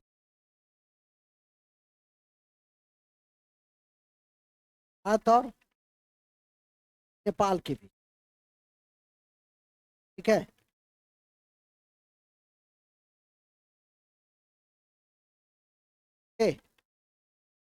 करी में लिखिए, लखवार परियोजना, लखवार, लखवार परियोजना, लखवार परियोजना यमुना नदी पर, यमुना नदी पर, यमुना नदी पर, 6 राज्यों के बीच पता के बाद, उत्तराखंड, उत्तर प्रदेश, 6 राज्यों के बीच समझौता के बाद, उत्तराखंड, उत्तर प्रदेश मुख्य है। उद्देश्य एक और भी है कि हम लोग कहते हैं यमुना को साफ करना, यमुना को साफ करना बड़ी समस्या। यमुना की सफाई क्या है? एक बड़ी समस्या। इतना नहीं है ना? क्या है ना? है। नेक्स्ट, क्या लिखे? कोसी परियोजना, कोसी नदी पर है, भारत और नेपाल के बीच है।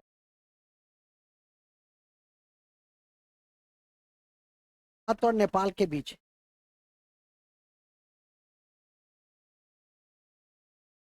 भारत और नेपाल के बीच का भी उद्देश्य बाढ़ नियंत्रण, का भी उद्देश्य बाढ़ नियंत्रण ही था।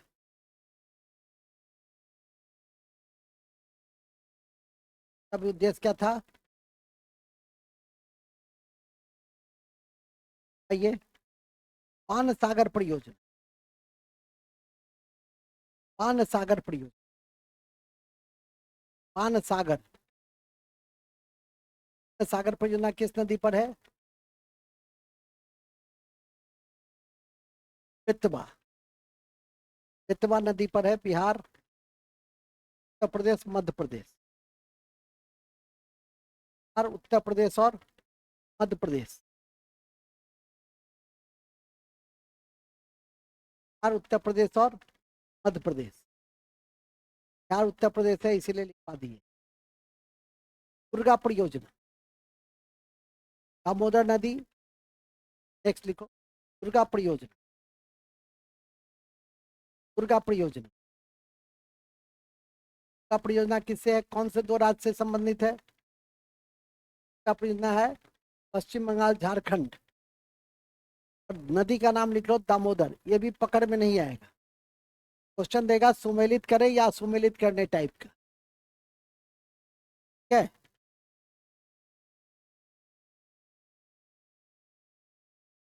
क्या क्या सर? बंगाल और झारखंड। हीराकुंड, हीराकुंड, हीराकुंड लिख दो, महानदी पर उड़ीसा, महानदी।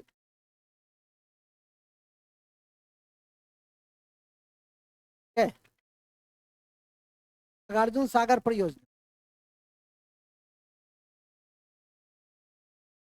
नागार्जुन सागर परियोजना, और नागार्जुन सागर किस पर होगा? कृष्णा पर, गुड। नागार्जुन सागर परियोजना कृष्णा, हाँ, नागार्जुन सागर परियोजना कृष्णा कहाँ? आंध्र प्रदेश, कहाँ? आंध्र प्रदेश, ठीक है। जायकवाड़ी परियोजना, जायकवाड़ी गोदावरी, हम उन्हीं परियोजनाओं को चिन्हित किए हैं जो परियोजना बिल्कुल डिसिमिलर है, जैसे जायकवाड़ी गोदावरी नदी पर, जायकवाड़ी गोदावरी नदी पर, नदी पर है, गोदावरी नदी पर है। कोल परियोजना, कोल, सतलज हिमाचल, सतलज हिमाचल, कोल, सतलज हिमाचल, सतलज हिमाचल। सलाल पढ़ चुके हो, सरदार सरोवर पढ़ चुके हो, राणा प्रताप सागर पढ़ चुके हो, जवाहर सागर पढ़ चुके हो, पढ़े हो ना जी। समुद्रम पढ़ चुके हो, किस नदी पर शिव समुद्रम है? कावेरी पर। ये सब विगत दिनों में हमने, दुलहस्ती पढ़ चुके हैं, सलाल पढ़ चुके हैं, बहुत बढ़िया, ठीक है। टिहरी पढ़ चुके हैं, नहीं पढ़े हैं। किस पर? बुलबुल पढ़ चुके हैं, किस पर? चिनाब, इसे नहीं, लिख लो। बुलबुल चिनाब नदी, कश्मीर। बुलबुल, बुलबुल चिनाब नदी पर, बुलबुल चिनाब कश्मीर, ठीक है।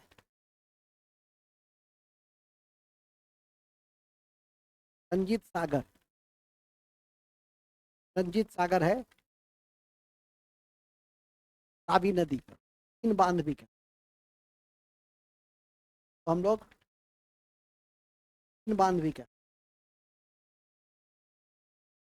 लिखे ना, भाखड़ा लिख दीजिए, विश्व का सबसे ऊंचा गुरुत्व के बांध, भाखड़ा लिखे हैं, लिखे ना भाखड़ा, विश्व का सबसे ऊंचा गुरुत्व बांध,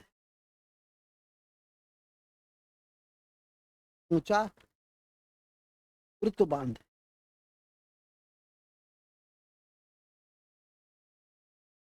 है।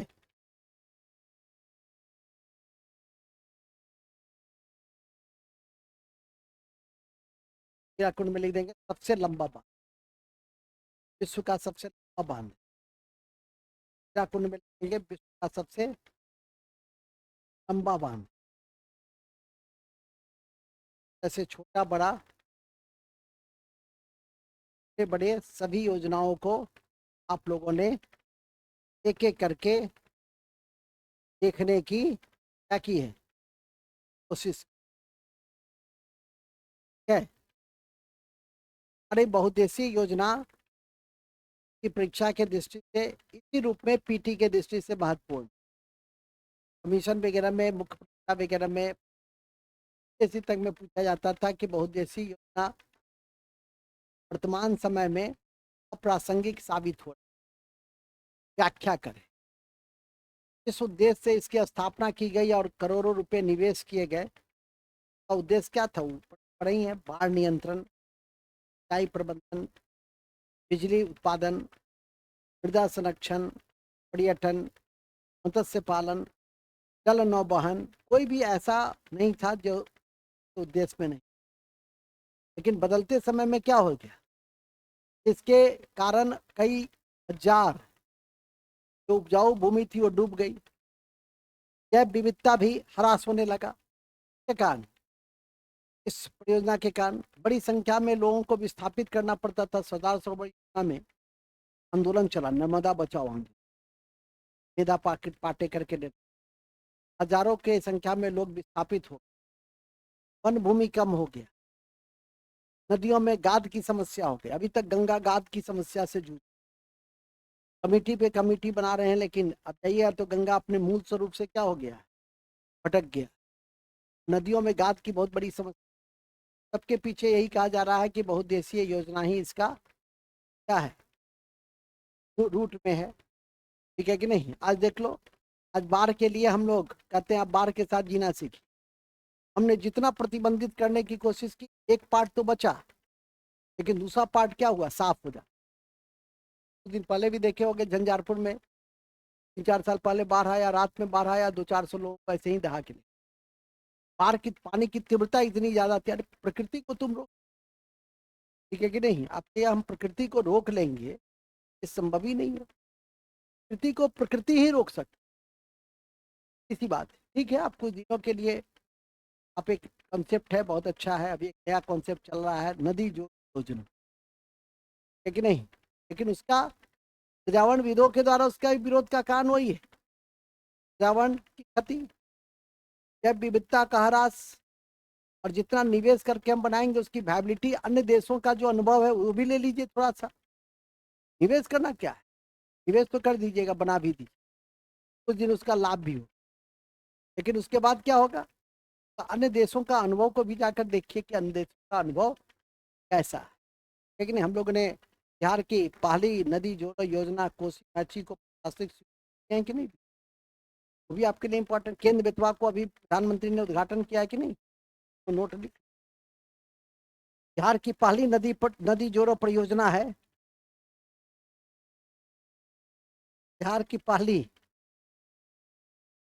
नदी जोड़ो परियोजना है, बिहार की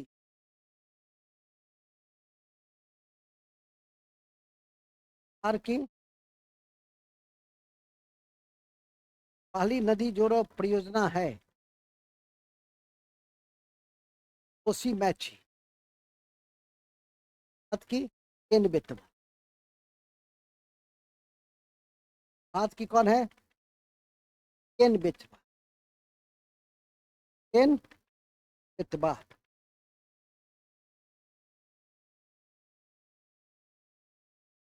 इन्हीं शब्दों के साथ हमारी महत्वपूर्ण कक्षा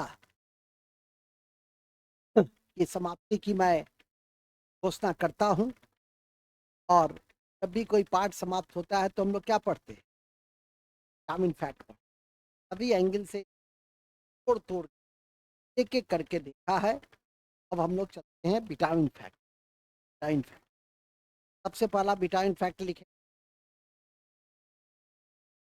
जल का सबसे ज्यादा उपयोग, जल का सबसे ज्यादा उपयोग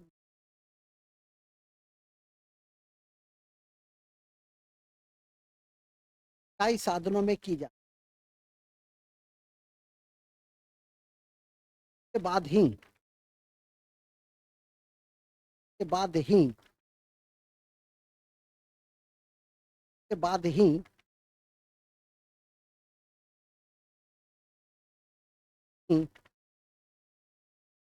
बाद मत्स्य में की जाती, मत्स्य में की जाती है। इसमें की जाती है, की जाती है सिंचाई में, कृषि में सबसे अधिक। आपकी जानकारी में दे दूं कि पहली बार इस गवर्नमेंट में एक मिनिस्ट्री बनी और उस डिपार्टमेंट का नाम है जल शक्ति। आज 52 बड़ी मिनिस्ट्री, राज्य सरकार इस पर कार्य कर रही है। ट्रंप ने अपने आकार को कम कर दिया तो भी लगा हमसे बड़ा देश, संख्या भले ही कम है, 10 स्टेट, हाँ 22 स्टेट, और हमसे गुना है लगभग, लेकिन हमसे आधा कर लिया है मिनिस्ट्री। हम लोग भी इस पर हो सकता है कि बहुत जल्द कई चीज़ों का रीऑर्गेनाइजेशन में बना था 1960 में। साथ में 2 प्रशासनिक सुधार आयोग बना है, एक 1969 में अरजी देसाई की अध्यक्षता में, देश के पहले गैर कांग्रेसी प्रधानमंत्री, और दूसरा 2000 ईस्वी में चप्पा मोइली की अध्यक्षता। को कॉपी के ऊपर है तो लिख, पहला प्रशासनिक सुधार आयोग 1969 में, 1969 में अमेरिका के पलवी रिपोर्ट के बाद, के पलवी रिपोर्ट बाद बनाए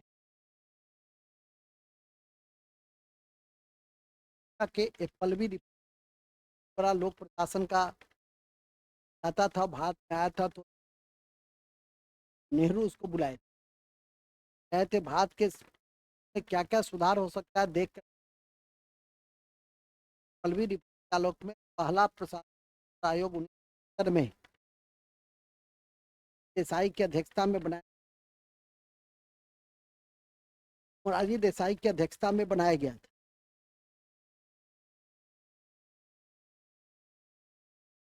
की अध्यक्षता में मोरारजी देसाई की अध्यक्षता में बनाया गया था, याद रखिए। 2000 ईस्वी में दूसरा 2000 ईस्वी 2000 ईस्वी में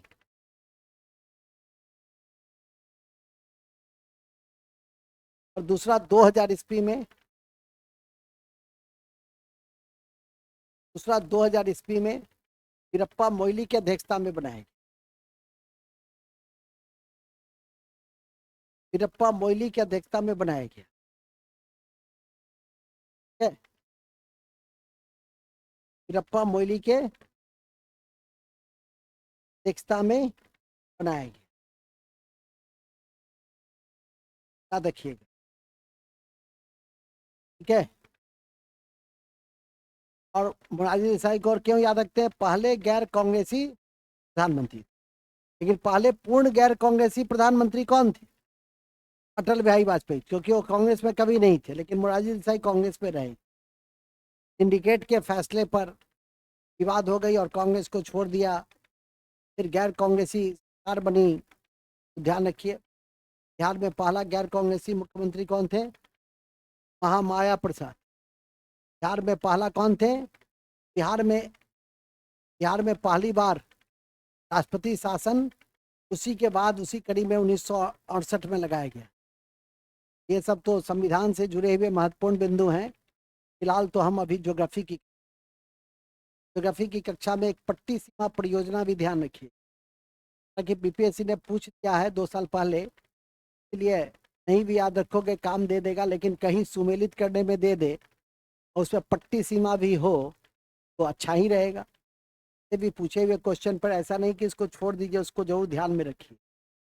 कि 2 4 5 क्वेश्चन पिछला पूछा हुआ पूछ देता है तो क्या हो जाएगा, अतिरिक्त लाभ की स्थिति हो जाएगी। तो कहेंगे पट्टी सीमा परियोजना और गोदावरी से संबंधित और गोदावरी से संबंधित है आंध्र प्रदेश। गोदावरी आंध्र प्रदेश, ठीक है।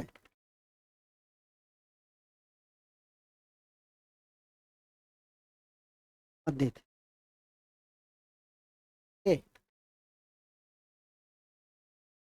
नेक्स्ट,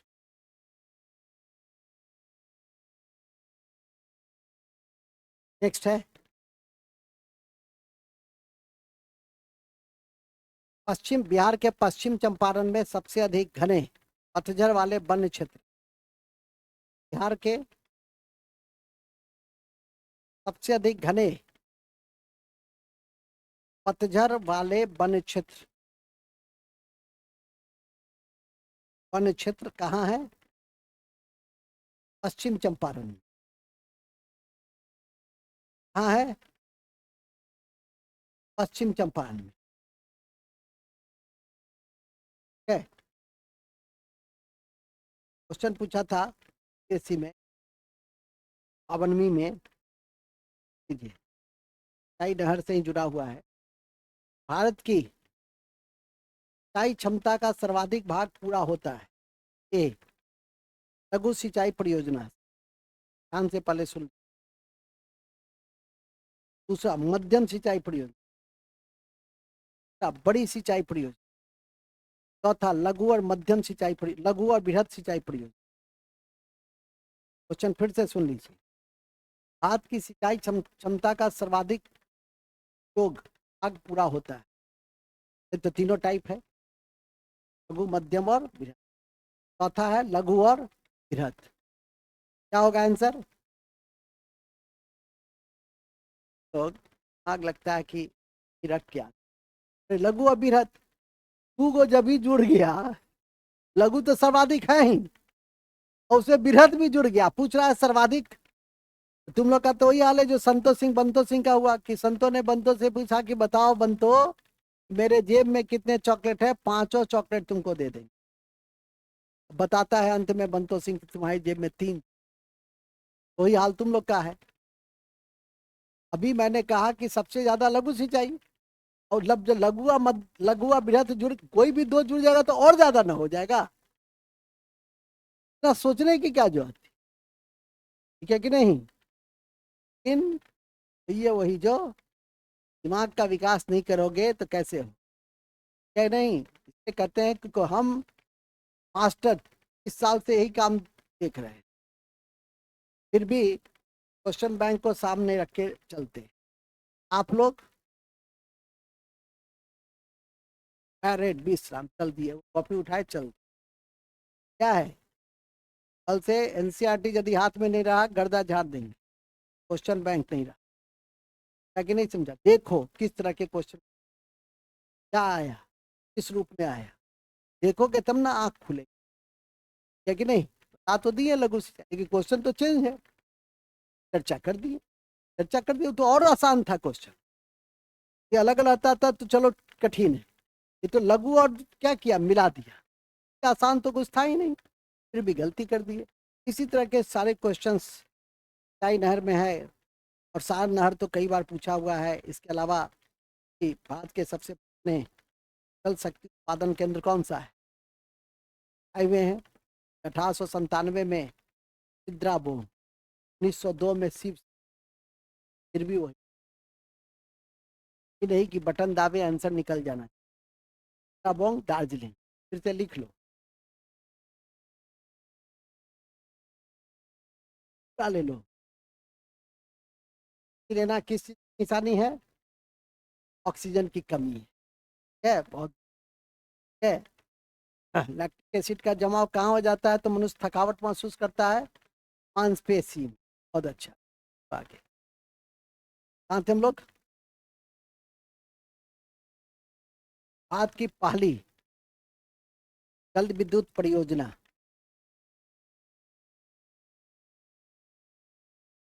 भारत की पहली जल विद्युत परियोजना सिद्राबोंग दार्जिलिंग 1897। सिद्राबोंग सिद्राबोंग सिद्राबोंग दार्जिलिंग 1897। कौन है? दार्जिलिंग 1897। 1897। जबकि जबकि जबकि 20वीं सदी की पहली 20वीं सदी की पहली जल विद्युत उत्पादन केंद्र जल विद्युत उत्पादन केंद्र 1902 में जल विद्युत उत्पादन केंद्र 1902 में 1902 में कावेरी नदी पर शिव समुद्रम कावेरी नदी पर कावेरी नदी पर शिव समुद्रम है। कावेरी नदी पर कौन है? शिव समुद्रम है। कौन नदी पर? बस इतनी बातें आप बचा लीजिए। कोई भी परीक्षा कमीशन स्तर तक का कोई कठिनाई नहीं आएगी जब बातें पच जाए, समझ में आ जाए, याद रह जाए। तो इन्हीं शब्दों के साथ आज के कक्षा की समाप्ति की समय से पहले, ताकि समय से पहले ही शुरू भी हुआ था, 5 बजे करीब शुरू हो चुका था। स्वाभाविक है कि कोई भी चैप्टर को समाप्त करने में 2 घंटे तो कम से कम लगते ही हैं, अधिकतम 2.5 पौने 3 घंटे तक लग सकते हैं।